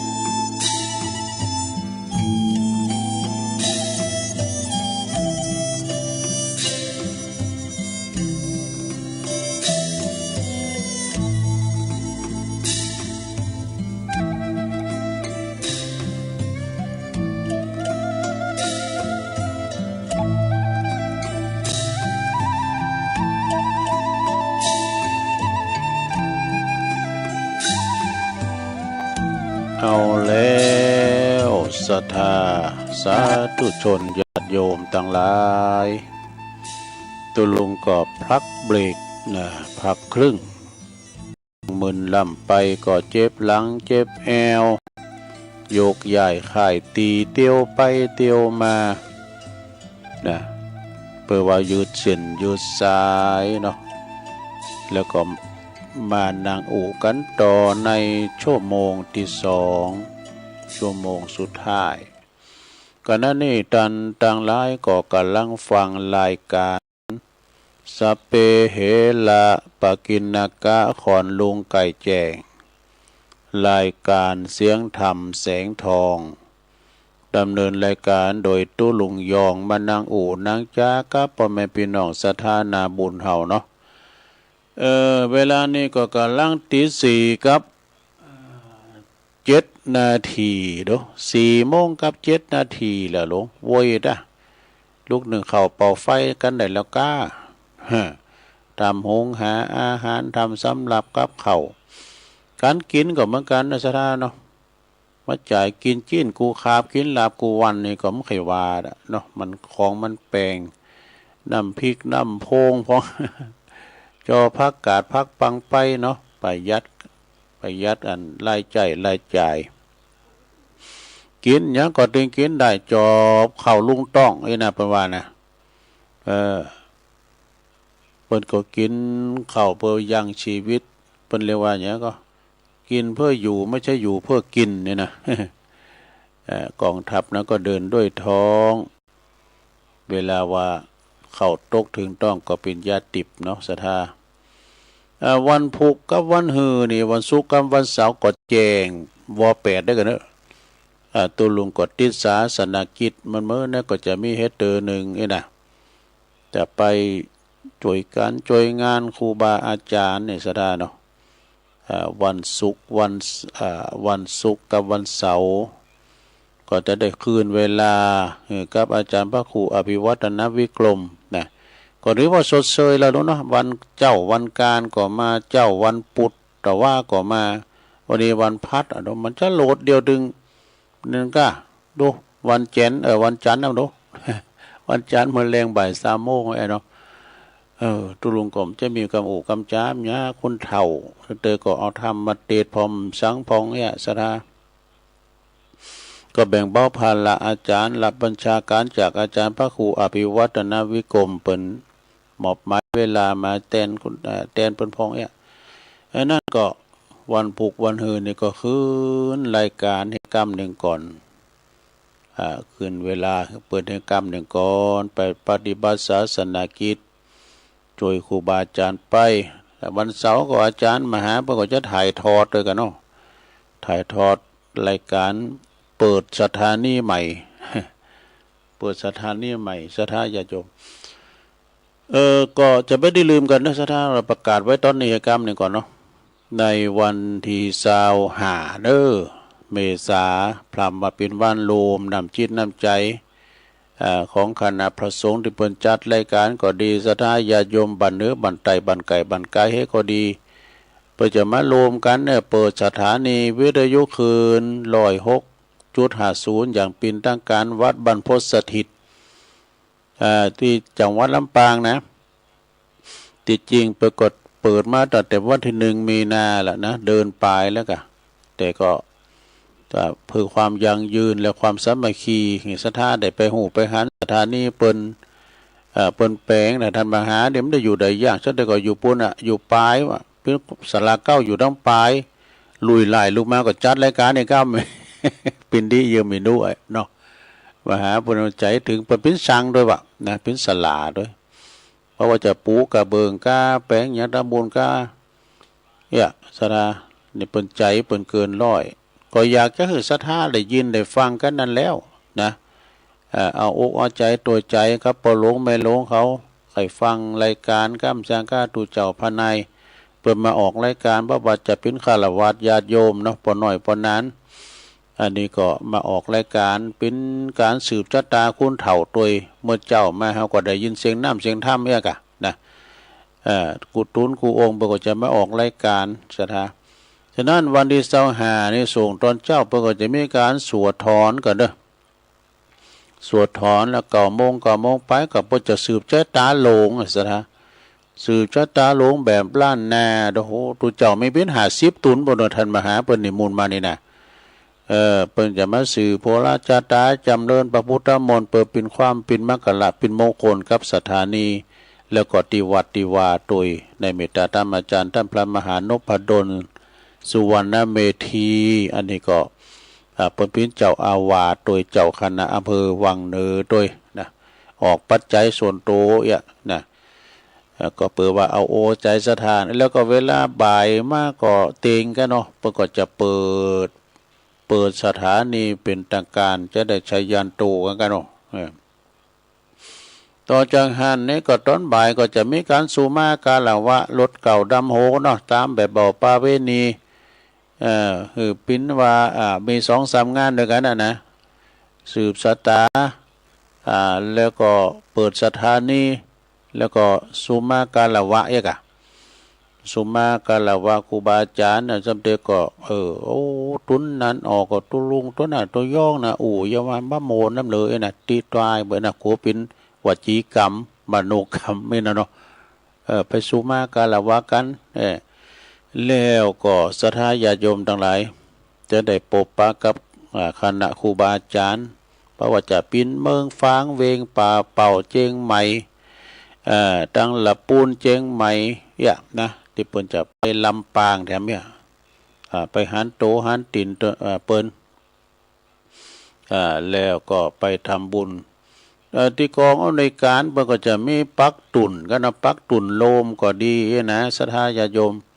ไปตานหน้างานพวกก็ได้เด้อพระดิมได้ปิ่นเจ้าภาพหยังกาอันนี้จะว่าปิ่นเจ้าภาพสังก็ไปติดต่อที่ท่านพระมหาสมชาติเป็นสังก็ดีจะไปตานออกโค้งตานก้ามสังกาก็ไปจะไปตานหน้างานปุ่นก็ได้นะแล้วก็เปิ้นจะคืนกำไรให้แก่ท่านผู้ฟังบทต้นวิทยุทานินนี่มีเป็น50 คืนว่าท่านมหาว่าต้องจะมาเลยก็ไปจะจับฉลากชิงรางวัลก็ได้แบบมันมัดฉายกับนอสดาเนาะไปรุ่นรางวัลกันเด้ออันรางวัลก็จะมีการวิทยุนะจะมีหลายอย่างโดยหม้อหุงข้าวไฟฟ้าก็หม้อพัดลมก็มีหลายอย่างซะนะเนาะแล้วก็ไปรุ่นรางวัลกันเด้อไปรุ่นรางวัลกันคืนกำไรให้แก่ท่านผู้ฟังวันที่25เด้ออาจารย์พระครูจะไปวันที่24พวกละนะจะไปนอนพุ่นเนาะจากนั้นก็ไปปะกันเด้อศรัทธาเด้อที่วัดบรรพตสถิตวันที่25ทีมงานไฟหินก็จะไปตัวเป็นหนุ่มก็เนาะนำทีมทวีศักดิ์เขานี่นะก็จะไปถ่ายทอดให้ศรัทธาได้พอได้ก้อยกันนะวันที่25ปะกันอันนี้ก็ประกาศเป็นเบื้องต้นก่อนเนาะก็เดียวเฮาใต้รายการก็ประกาศข่าวสารงานบุญของครูบาอาจารย์กันต่อไปเพราะว่าอันนี้เป็นงานส่วนรวมเฮาเนาะเอาละตอนนี้ไปศรัทธาญาติโยมทั้งหลายตุลุงก็จะน้อมนำเอานิทานธรรมเนี่ยนะศรัทธาญาติโยมนิทานธรรมนี่ก็เรื่องแบบบุพการีชนเนี่ยคุณเมเหมือนกันเนี่ยเป็นว่าเมาตุกลืมตายเมากายลืมแก่เมาโผมาเป็นลืมปอลืมเมเป็นเจอได้เป็นนิทานธรรมเนื้อนางกิจจานีนี่นางกิจจานีนี่เป็นจะได้ลองฟังพอนะศรัทธาญาติโยมนางกิจจานีนี่นางกิจจานีเนี่ยมันเป็นอย่างได้ลองฟังพอเด้ออติเตกาเลกิละดังได้ยินมาที่ลงแล้วมาเนี่ยยังมีบุรุษคือปอจายคนหนึ่งอยู่ในเมืองปาลาณสีเมืองปาลาณสีนี่เมืองใหญ่นะซะได้เนาะเมืองปาลาณสีเมืองสาวัตถีอย่างนั้นก็มีปอจายคนนี้อยู่ด้วยกันถึงปอถึงแม่เนาะอยู่มาเหมือนนานปอก็ขึ้นเสแก่ชีวิตไปบิดาก็ตายไปเหลือแต่มารดาเนาะมารดาคือแม่แม่เป็นชื่อว่านางกิจจานีเนี่ยนางกิจจานี นางกิจจานีนี่ก็อยู่ด้วยบุรุษคือลูกบ่าวของเปิ้นนะบุรุษนี่ก็เลงแม่มาเป็นเวลานมนานเนาะการตั้งใดก็ดีเยดีทำมารดานั่นก็จริงว่าอินดูลูกบ่าวนะอินดูลูกบ่าวลูกใจเยอะดีก็หาเมเหยนะ สอหาสีภรรยามาหือแก่บุตรขั้นภายหลังมาในลูกสับไปเนี่ยมีความรังเกียจแม่โพอ่ะนะมันตึมถูกกันดูแม่โพก็ไอ้น่ะมันสามมันแชมโอ้ยมันนี่ดูมันไปสุยโพมันนะจึงไปยุยงสามีหืออันสามีเนี่ยขับไล่แม่บังเกิดเก่าของโตแม่โตดึงบาดนี้ขี่จุ่มขี่แซมขี่เล่าขวัญไปบันเนื้อบันไตเล่าขวัญขาเนอะถึงบาดนี้แต่เลี้ยงกินกับเฮาถึงวันอ่ะเลยยังมาอันปากนักขี่จุ่มขี่แซมไข่ปิ้นปุ้ยเลงก้า ว่าไปเนาะมันใส่ไฟแม่โพโลนะฝ่ายสามีก็ยังฟังบทเต้นนะไหนก็ว่ามันมีความหลงเนี่ยเปิ้นว่านะหลงเมมันลืมตายเมากายลืมแก่เมาโผเมาเมลืมปอลืมแม่ก่อนมีใจอ่อนน้อมไปตังภรรยาคือตังเมบ่นะเป็นอ้านะคุณเฒ่านี่เยอะซับบริคุณเฒ่าป้าปิงก้าที่ว่าไปเนาะอย่าฮือยังอ่านก็อยู่กินเลี้ยงถึงวันนี้ว่าเราขวัญบ่อยู่เอ้ยนะมีจิตใจมันหักมันหลงเมมันหรอกมันก็ไปตังเมมันฝ่ายสามีก็เจอฟังคำภรรยานะจึงขับไล่มันดาไล่ไปเย่อย่างนี้นี่คุณเฒ่าอย่างนี้หุบชอบไปอยู่นั่นใดก็ไปไล่แม่ออกจากคุ้มจากโห่อย่างหมูอย่างม้าสุมาเด้อเนาะไล่เข้าไปเนี่ยเป็นว่านะสัทธายามั่มเกิดพอยาเมื่อตัวน้อยอยู่ในต่องในคันลาเลเกิดลูกออกมาแล้วก็โตหอยตีนต่อจอนเข้าปั่นกล้วยหน่วยยอใจเอานมมาทันขอเลงแล้วเลิศในอกก็คือนมน้ำนมก็คือเลิศในอกของแม่เนาะแม่เล่งใหญ่มันก้องใหญ่มากแล้วปิ้นงูเห่างูจ้องไปเจอกรรมมันสีภรรยามดนะเปิ้นว่าจื้อก็เจอมดเปิ้นขุมมาเนาะสงสัยมันโดนขุมนะเนาะโดนของกับหมู่มารดาก็เลยจำอกจำใจ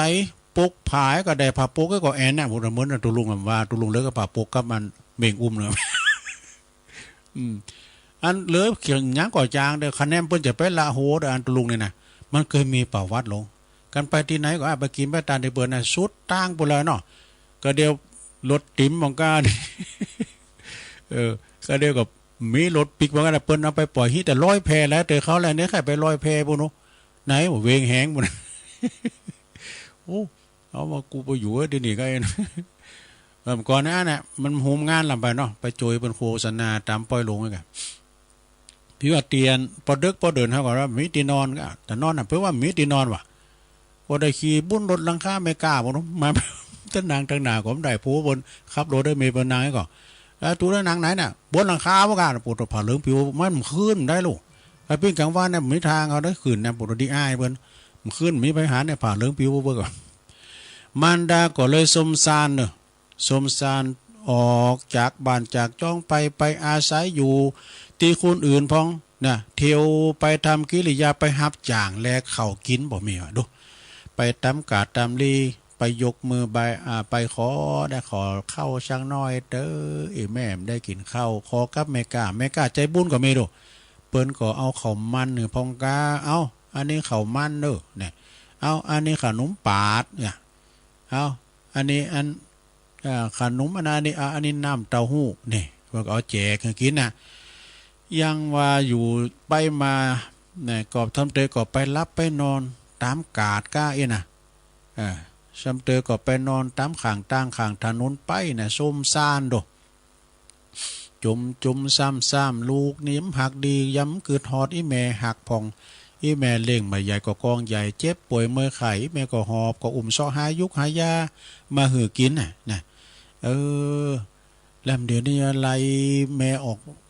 คู่ออกจ้องมาเนี่ยมาฟังกำเมมัน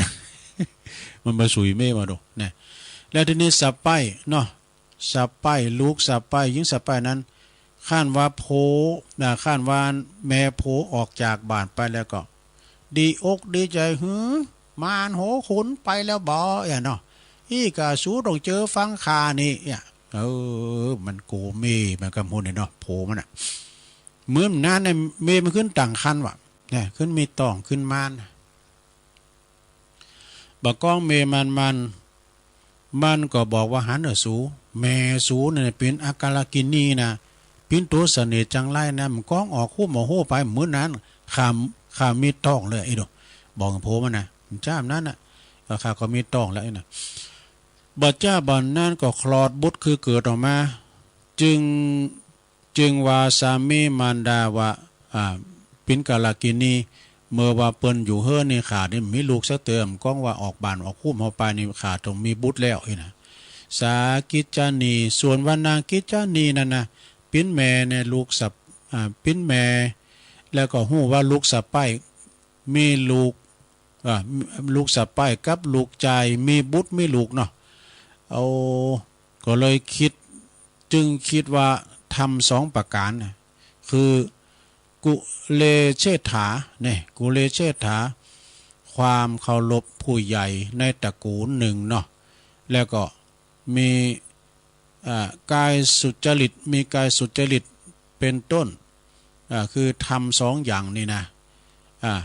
หันว่ามันจะเสริมศูนย์ไปกะคุณเนี่ยหูบุญหูบาปเสริมศูนย์ไปจ้ะลูกชายกับลูกไปก่อนไล่ครับออกจากบ้านจากจ้องตึงเมียนยังมาจวยอันกะมาจูกะตึมหูบุญหูคุณในละคุณกะลูกอากตันยูกะน่ะเนาะนางกิจจานีนั้นก็เมื่อคืนได้อย่างนั้นแล้วเข้าไปในป่าเฮวนะเข้าไปในป่าเฮวป่าจ้าไปเก็บเอากระโหลกหัวผีมา3ศีรษะ3กระโหลกนะเอามาปิ้นหยังเอามาแปลงอันก่อนเสาเนี่ยก่อนเสามันจะมี3อันเอามาแปลงก่อนเสาแล้วก็เอามาปิ้นมัดหุงเข่าดูหุงเข่ามาตกวัดนะคือจะถวายมาตกวัดเนี่ยแผ่บุญกุศลไปแก่ธรรมทั้งสองเนอะตัสมิงคเนในขณะย่ำนั้นก็ห้อนไปถึงบะในขณะที่นางทำอย่างนั้นนะห้อนไปถึงพระอินตาบ่ดูโอ้มันก่อนนี่มันยังหน่อยก็พญาอินมาช่วยยังหน่อยก็พญาอินมาช่วยเดี๋ยวนี้พญาอินมีไหนอย่ามาช่วยพองเนาะช่วยยังตัวก็ช่วยไล่ไอ้โควิดเนี่ยมันหนีไปเนาะไปโต๊ะอยู่กลางทะเลบนไปเนี่ยนะ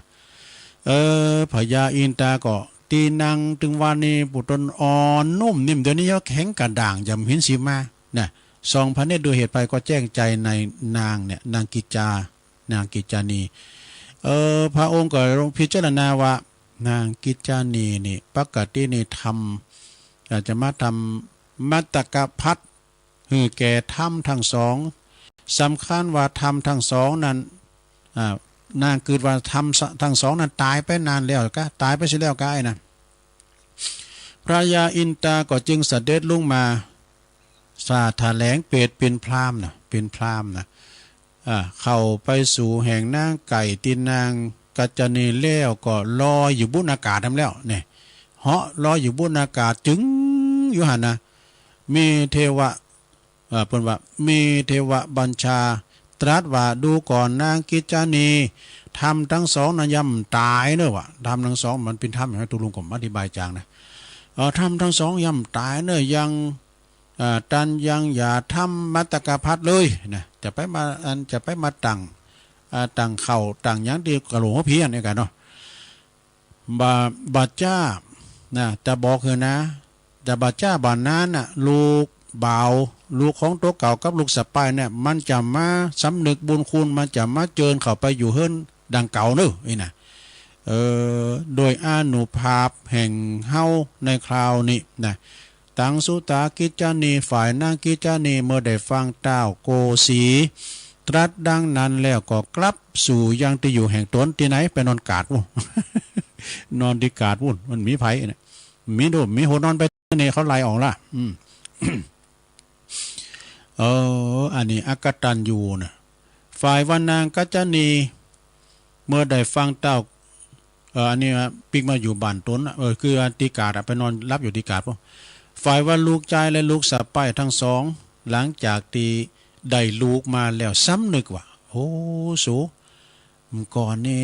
เฮาเกิดมานี่แม่ก็ดีปอก็ดีถ้าแต่ดีอกดีใจอย่างที่เฮาได้ลูกเดี๋ยวนี้เนาะนะโอ้เฮาก็เป็นดีเอ็นดูละสูแม่ขาดถึงคุณน่ะสูยังมาทีหลังน่ะสูนี่จะปิ้นจะได้สูหายไปนี่ขายังจะสอดได้2-3 คุณอยู่นะอันเมเนี่ยผมใจโก้ละหน่อยเนาะ แล้วแม่เนี่ยบ่ต้องไปห่อเข่าแล้วมาไปปะตีนไหนห่อเข่าร้อยห่อปั้นห่อจะเหมือนแม่เนี่ยมันมีแล้วเอ้าสูจะเอาอย่างไรนะสูจะไปเมื่อสูจะอยู่พี่ยันละสูเฮ้ยข้าก็สำนึกแล้วสูไปตัวออกมาไปเอาไปตัวเอาอีแม่มาไปเมื่อระลึกนึกถึงบุญคุณงามความดีของนางกิจจานางกิจจานีแล้วซึ่งเป็นมารดาซึ่งเป็นแม่บังเกิดเก่า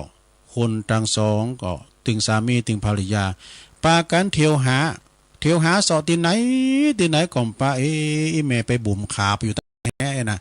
ไปเข้าไปปะกลางตางปวดโตโหยี่สุนบุญอย่างปวอันยาคืน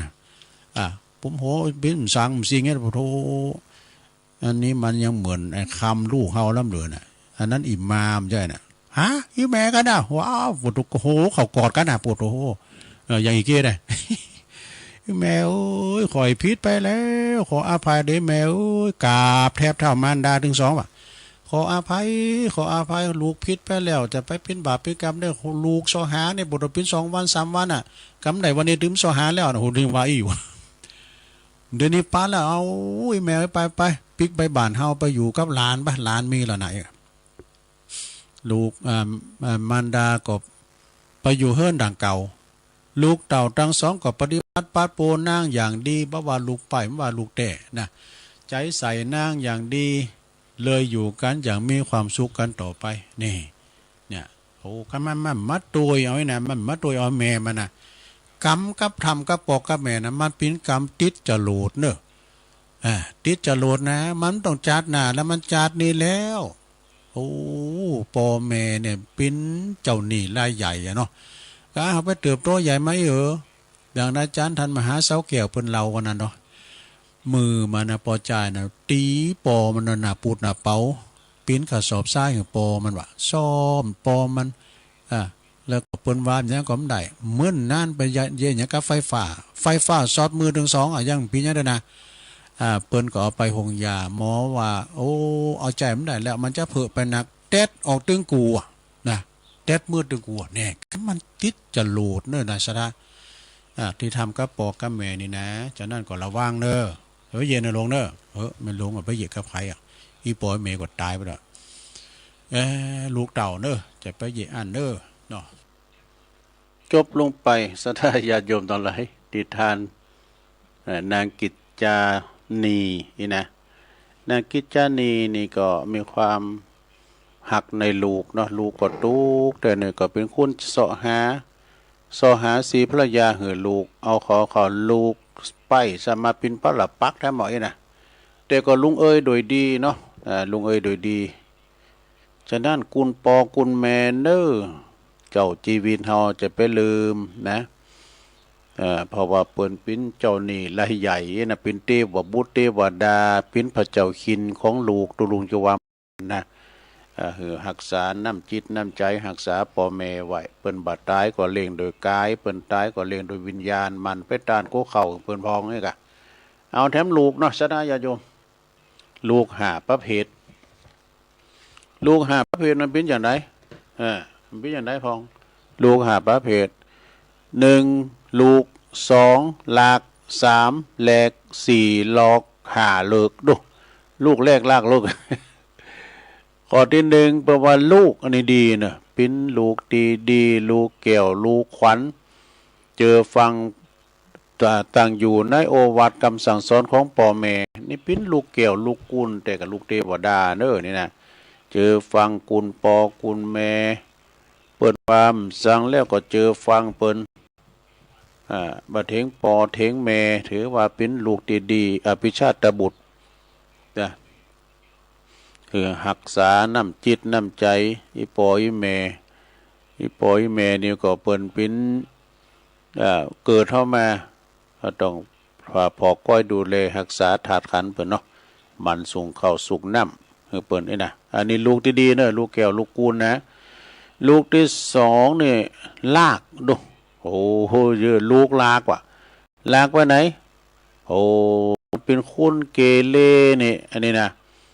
เสเพเกเรลากปอลากแม่ขึ้นลงขึ้นศาลขึ้นลงขึ้นศาลเนาะสถานเนาะไปทุบไปตีไปลัก ขโมยข้ามสังฆาเนาะเปิ้นก็เลยจับได้ก็ลากขึ้นโรงขึ้นศาลเนี่ยกะลากปอลากแม่ขึ้นโรงขึ้นศาลต่อไป3แลกเนี่ยลูกเนี่ยแลกหยังแลกมัดกับปออำใจแลก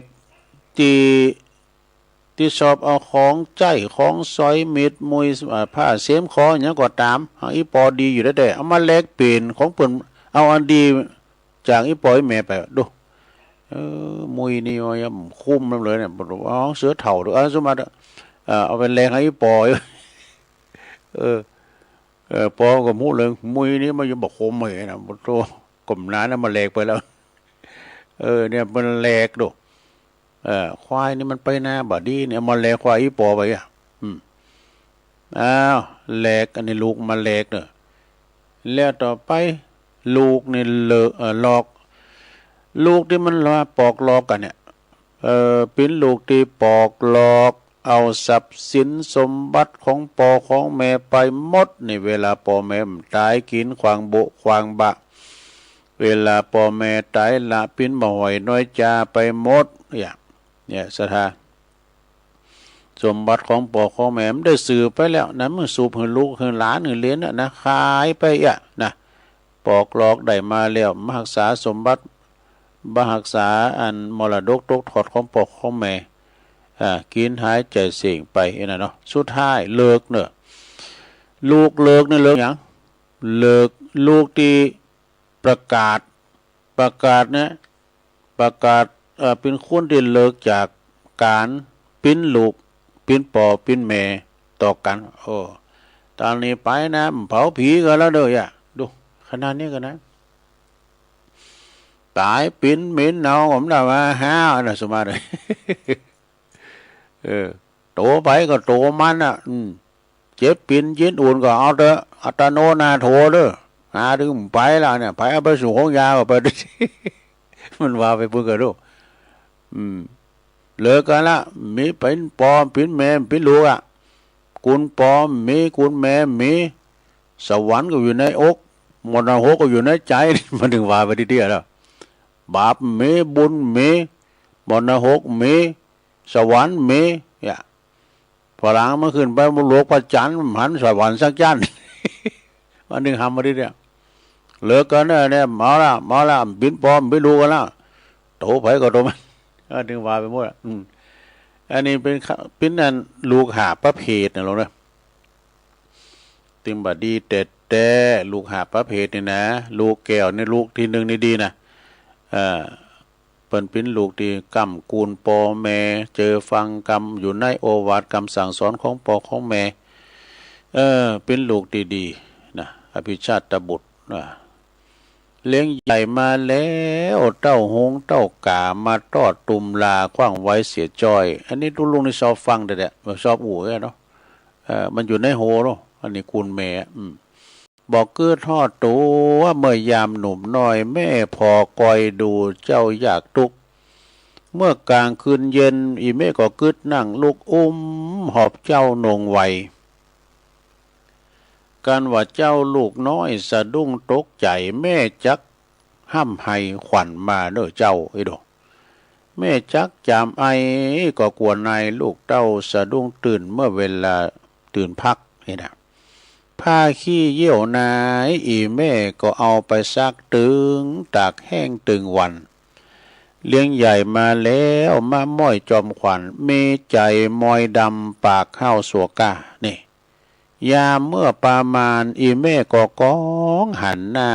วังปึ้งบุญกุลยิ่งนักเลี้ยงใหญ่มาแล้วกายเป็นเพศยักษ์บอกคือทอดอันบุญกุลแม่ได้หอบเลี้ยงกำจูอุดหนุนแม่วังเป็นคุณเมื่อยามแก่เท่าบนดูนี่สถาญาโยมเนาะแม่วังเป็นบุญเป็นคุณจะเมื่อเท่าสะเลแก่สลาจะนั่นไผที่มีปอมีแม่เตียวดุมจะไม่ลืมบ่เด้อจะเป็นละไปลืมแต่บางคนปอแม่มาแอวบัดแอวจองปะปอใจหน้าบิดหน้างอย่ำโทรมาก่อนก็ปอแม่มาแอวก็ถือมาพุทโธเทวดาเอาปาตะมายำหอยำเหมือนปินมงคลอย่างยิ่ง ช้างเหยียบนาพ่อแม่มาเหยียบบ้านเนี่ยเป็นมงคลเนี่ยเทวดาเปิ้นมาแอวหาลูกเนาะซะนะหากะเอาหาน้ำตักน้ำหรอตักน้ำมาหืบตอนมาหืบเปิ้นกินให้แม่เอากินข้าวมาแล้วเดี๋ยวเจ้าจะจ้อประกาศกันเด้อทำมาตอนมาเลงเปิ้นเนาะซะนะเนาะอันนี้คุณปอคุณแม่เด้อเอาแล้วเนาะตอนนี้ไปก็ขออนุญาตจะได้ประกาศข่าวสารงานบุญตันและใต้รายการแล้วก็จะได้ตักตั้งลายเปิดสายหน้าไม้กันปิ่นลำดับต่อไปที่จริงก็ติ๊กไว้จะหลายนะเป็นหนังสือก็ไว้วันใหม่มันจะมีวันเดียวเอาไว้วันหน้าวันตาเต็มภูมิได้มาเดินในโลกเด้อผูก2 วันวันศุกร์วันเสาร์ติดงานติดศาสนกิจเอาไว้ตื่นหน้าได้คืนรายการต่อไปก็ประกาศข่าวสารงานบุญก็วันนี้เราเนอะสถาปนเริ่มแล้วนะงานที่ไหนเป็นงานวันที่23 24นี่ก็ที่วัดบันเวงหนองหล่องวัดบันเวงนี่ตั้งอยู่ที่กาดติดเนอะสถาที่ชุมชนนะที่กาดติดกาดโง่น่ะเพิ่นจะมีงานสาระสลงทรงน้ำพระธาตุเจดีย์สลีหริปุญชัยไงฮะวันนี้ก็จะเริ่มแล้วเนอะมแมลงบึ้ดก็มีการทักษิณานุปัฏฐานทำบุญอุทิศถวายให้กับบุรพาจารย์อดีตเจ้าอาวาสก็ดีตอนมแมลงตอนบ่ายนะแล้วก็วันผูกก็จะเป็นวันงานแต่เปิ้นเนอะพระสงฆ์พิธีก็หลาย10 รูปในแล้วก็โหวัดโหว่าก็จะมีปิ่นร้อยนะจะมีซอให้ฟังตลอดวันพร้อมกันนั้นก็เมื่อค่ำยามคืนก็จะมีย้อนยุกนะชูแมกเกอร์พร้อมกับมิสเตอร์เจเนี่ยเป็นมีคุณละคืนมีมวยหรือมวยมันนะหลายกูด้วยกันเนี่ยเป็นมีกูเปียนะที่วัดบันเวงเด้อศรัทธาไปโฮมกินห้อมตานกันเปิดมีมัชชาด้วยอีกวันที่23-24 เมษาเด้อนะวันเดือน8ออก8ค่ำแล้วก็วัดบันเลาพระเจ้าตะเคียวด้วยเด้อนี่เป็นมีอีเก้ด้วยวะนะแล้วมีแข่งกองโลงด้วยมีย้อนยุกด้วยนะก็พบกับทีมงานของ PT Music PT Sound จะไปช่วยงานที่หัดนะแล้วก็ต่างงานงานก็มีหลายอย่างด้วยนะโหวัดเพราะว่าอันนี้วัดบันเลาพระเจ้าตะเคียวนี่มีหมดละมีหันเตอหนึ่งตุลุงยังเป็นตัวใหม่อยู่กันเนาะเป็ดตาลเนี่ยกันเป็ดตาลโหวัดก็ยังจำได้ครูบาสัมมานตุลุงตุ่นนี่ก็หากับกรรมการนี่ก็เปิ้นก็มีของชำร่วยขนาดปิ้นเลนของพระเจ้าตะเขียวน่ะรุ่นปิ้นหูประคังโทษประเด็นนี้กันให้มีไว้ครอบครองในปิ้นหมื่นเนอะเลินหมื่นกันเนอะเปิ้นโตพระเจ้าตะเขียวนี่เปิ้นศักดิ์สิทธิ์เนอะศรัทธาญาติโยมแล้วประเด็นนี้เปิ้นสำติดคำใหม่เปิ้นบูรณะปฏิสังขรณ์ซ่อมแซมวิหารโลงก้าเนี่ยติดคำพระเจ้าก็งามศรัทธาอย่าไปลมกินลมตานกันเนอะสงน้ำพระธาตุวัดปันเราพระเจ้าตะเขียวไปพอลิเกไปพอเปิ้นแข่งของโลงที่วัดบันเราก่อนนี้จะมีแถววัดม่อนมหินศิลารามบนนะปนั้นบุญเลิศตุ้ยใหม่ครับบนนะเดี๋ยวเพิ่นได้แต่ค่ายไปแล้วก็ค่ายวันไปจ้ะแต่ว่าอันนี้เพิ่นก็จะมีอยู่ที่วัดบันเวงแล้วก็วัดบันเราพระเจ้าตะเขียวเนาะศรัทธาญาติโยมต่อจังหันก็ในวันที่1เนาะศรัทธาญาติโยม8 ปิงโอ้รุ่นนี้ไปก็ศีลนาบ่ก็น้อมจำพุกเลยนะศีลนาบนที่วัดพระธาตุดอยน้อยที่ตุลุงอยู่นี่นะที่เปิ้นก็จะมีงานทรงน้ำพระธาตุกูปีวันเดือน8 ปิงก็มีวันเดียวนะวันที่1 พฤษภาซึ่งก็จะเป็นวันแรงงานแห่งชาติโดยในเมตตาบารมีธรรมหลวงพ่อพระครูสาธุกิจจันนันท์เจ้าคณะอำเภอดอยหล่อเจ้าอาวาสวัดพระธาตุดอยน้อยพร้อมด้วยคณะกรรมการประกวดจัดกุปีมี2 ถะเลินกันเนอะตอนเจ้าจะมีการทำบุญตักบาตรและจะมีการทำบุญทักษิณานุปัฏฐานพระสงฆ์จำนวน25 รูปจะได้มาปิณฑบาตแล้วก็ประสงค์พิธี จะได้สวดมาติกาพิจารณาพระบางสุกุลช่วงตอนเจ้านะตักบาตรตอนนั้นก็แถมทะเลิศเนี่ยก็9 โมงปลาย10 โมงนะประสงค์ทำเช้าหารูปจะได้มีการเจริญพระพุทธมนต์สืบชะตาหลวงแบบล้านนาเหมือนกันเด้อนะสืบชะตาหลวงแบบล้านนาเหมือนกันเนาะศรัทธาญาติโยมทั้งหลายพระจะมาสืบโพลาจาตาจะมาเปิดห้องทานโดยตุลุงเขาก็มาเด้อนะจะมาหับสังก็ได้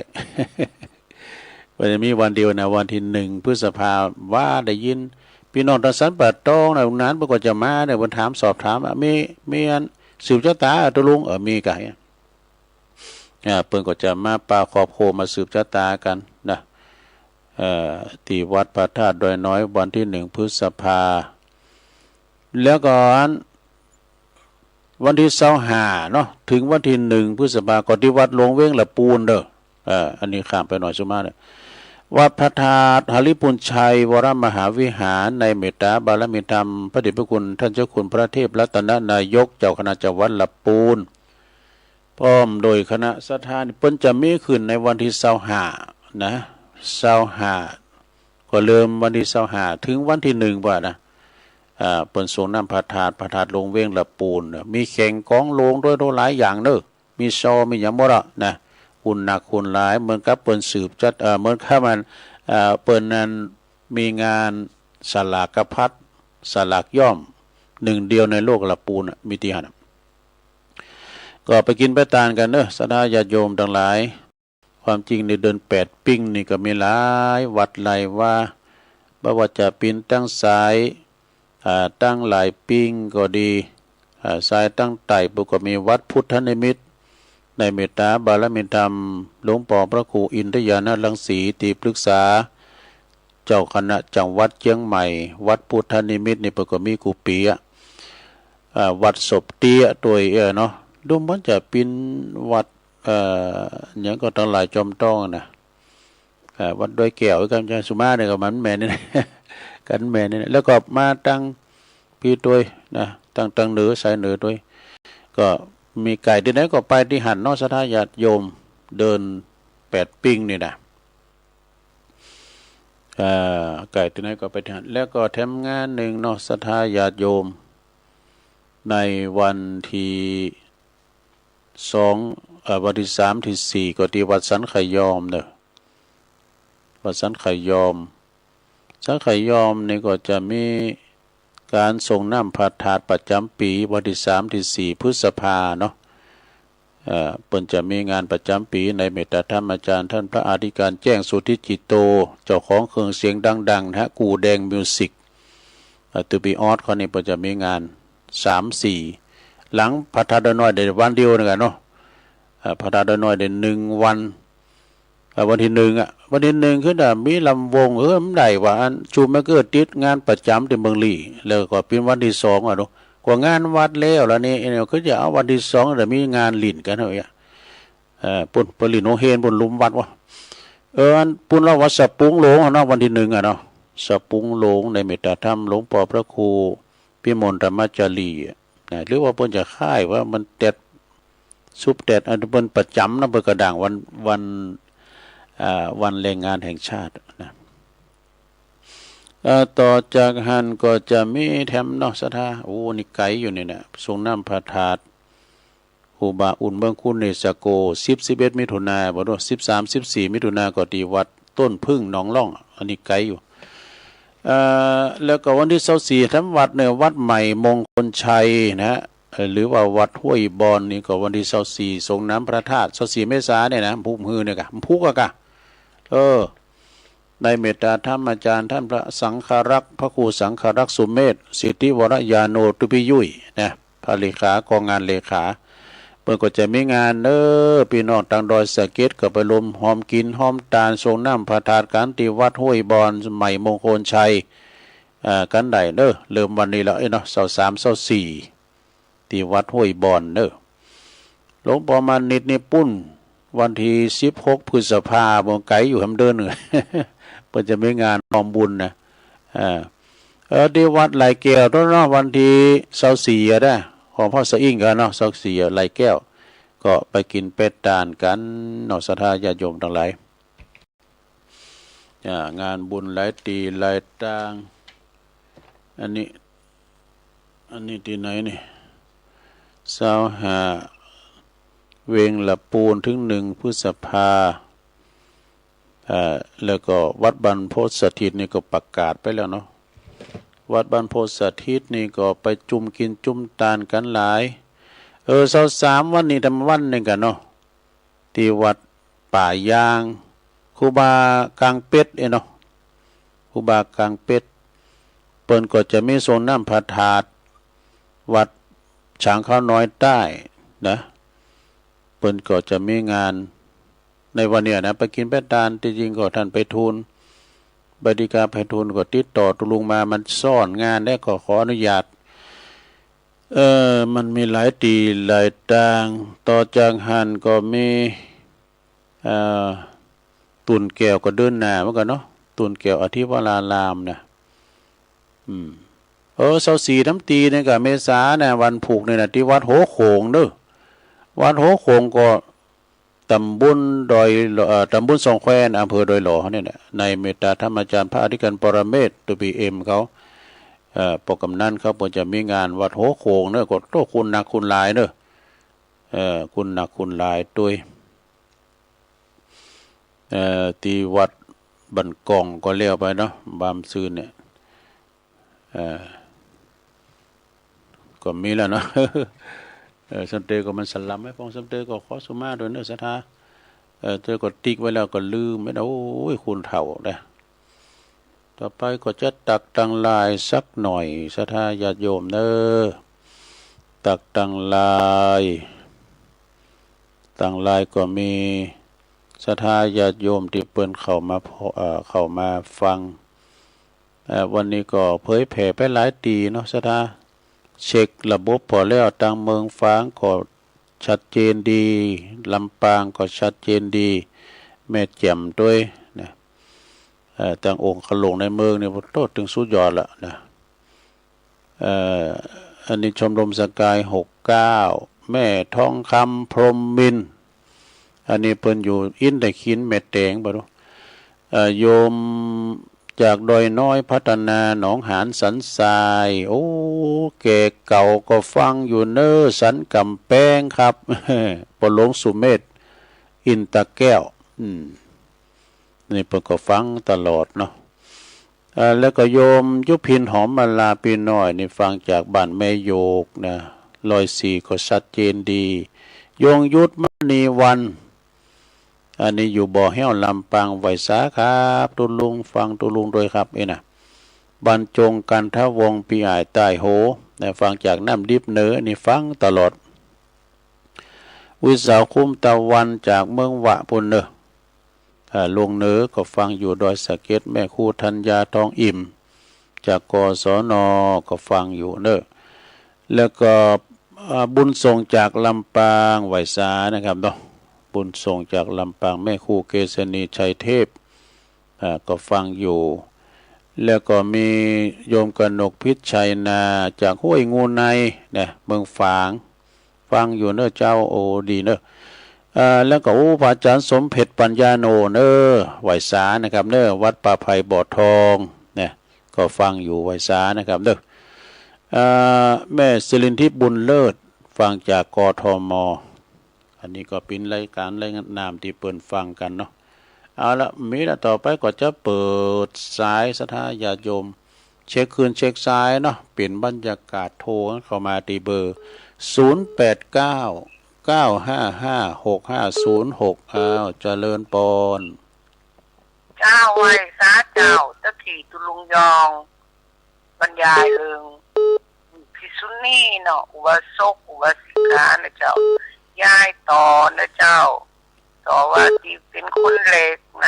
พุทธกาลนะเจ้าเป็น3 วันเนอะถวายจุลกฐินคนเล็กคือพระนางประชาบดีสามเณรองค์แรกคือสามเณรลาหูอุบาสกคนแรกคือปอของพยัสสะอุบาสิกาคนแรกคือนางสุชาดาเมของพ ยัตสะภิกษุณีคนแรกคือพระนางประชาวดีผู้ถืออุโบสถคนแรกคือนางวิสาขาพระสงฆ์องค์แรกคือพระโกณทัญญะผู้ขอถือพระพุทธพระธรรมคนแรกคือนายกะพุทธพันลิกะเป็นปกาเจ้าวันหูวันหือต่อแถมเนอะเจ้ากำยองวรรณกรรมเนอะเจ้ากำวัฒนลุ่นเนอะเจ้าภาษาไทยแปลว่าอีกขั้นตอนหนึ่งเนอะเจ้าไหว้สาเจ้า089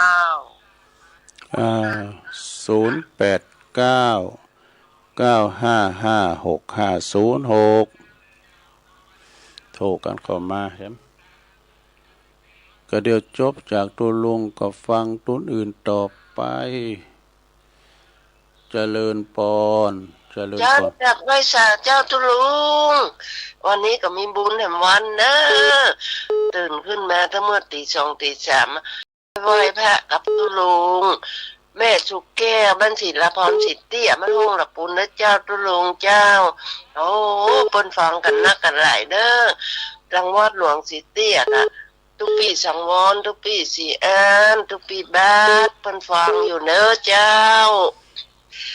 กับไหว้สาเด้อตุลุงสายใต้เอานี่นะเจ้าสาธุสาธุเจ้าตุลุงเจ้าเจริญปอนเจริญปอนเจ้าสาเจ้าตุลุงอย่าฟังอยู่เด้อตั้งได้ชัดเจนเลยเนาะ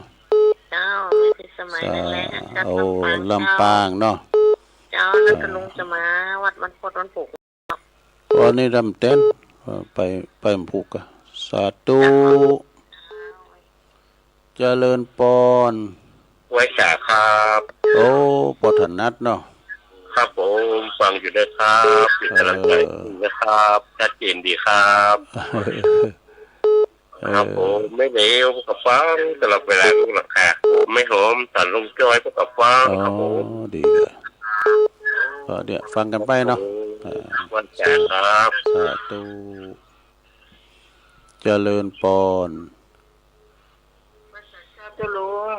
ไม่พิมพ์ประเดชนะเจ้าประเดชเนาะเจ้าชัดเจนนี่เนอะฟังเจ้าลุงอยู่เจ้าแล้วเจ้าชัดเจนดีเนาะสาธุภาษาเจ้าวันนี้นี่ติดจริงก็จะไปตัวท่านพระครูมาแล้วก็พอดีมันจับงานประจำเนาะวันนี้จะต้องไปช่วยงานที่วัดบันเวงที่กาดติดบันเวงในดาท่านอาจารย์พระครูจิระบุญญาโชติส่งน้ำพระธาตุเจดีย์ศรีหริพุนชัยโอ้คุณนาคุณลายเนอะที่หันนับเป็นงานประจำปีเปิ้นก็ตัวลุงก็ไปกูปีวันที่23-24 25ก็จะไปตอนเจ้านะไปลำปางกับอาจารย์พระครูกัลยาณปราโมทย์กำน้ำมันเปิ้นไปโดยเปิ้น แล้วก็ทุกเจ้าน้อยแท้แต่ที่เปิ้นจะไปตัวแต่อาจารย์พระครูอภิวัตเนี่ยเปิ้นจะไปวันนี้แล้วที่จริงก็กันติดงานที่ไหนก็จะไปตัวเปิ้นก็ติดงานอยู่แต่ก็ไปวันเมื่อเจ้าวันที่25เนาะวัสดุญาติโยมก็ปากันไปเด้อปีไหนก็มีเตือเดียวงานสละสลงทรงน้ำสุมากาละวะเป็นงานส่วนร่วมนาหมู่เป็นงานเปิดสถานีนะที่ลำปางแล้วก็วันนี้ก็ไปกันที่วัดบันเลาพระเจ้าใต้เขียวโตหลายตีวัดห้วยบอนแล้วก็วัดลายแก้วปอสะอิ่งเขานะวัดบันเวงเนี่ยนะ23-24วันนี้มันเป็นวันโกนแล้ววันหอเนาะผู้ก็8 คำก็มีงานบุญหลายตีผู้ก็วันศีลเนี่ยจากหันมาก็ปุ้นวันที่1 พฤษภาเนี่ยศีลหน้าเนาะเดิน8 ปิ้งตามปกติก็จะเป็นวันวิสาขบูชาแต่มันเป็นเดิน12เดือนอธิกมาศเลยเดินเป็นวันที่เก่าเดินเก่าเนาะปะกันเก่าก็เป็นวันวิสาขบูชากันไปแล้วนอกได้สมควรเวลาตุลุงก็จะนำรายการจากลาศรัทธาไปก่อนเด้อ ตัวอื่นเปิ้นมารออยู่ได้ก็ส่งงานให้น้องเจเจ เฝ้าเครื่องอยู่ตั้งลุมนะรับงานต่อไปตัดสัญญาณประดิษฐ์น้องเจเจเป็นลำดับต่อไปนะ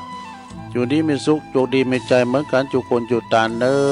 จัตตาโลธรรมาวัฏันติอายุวันโนสุขังปะลั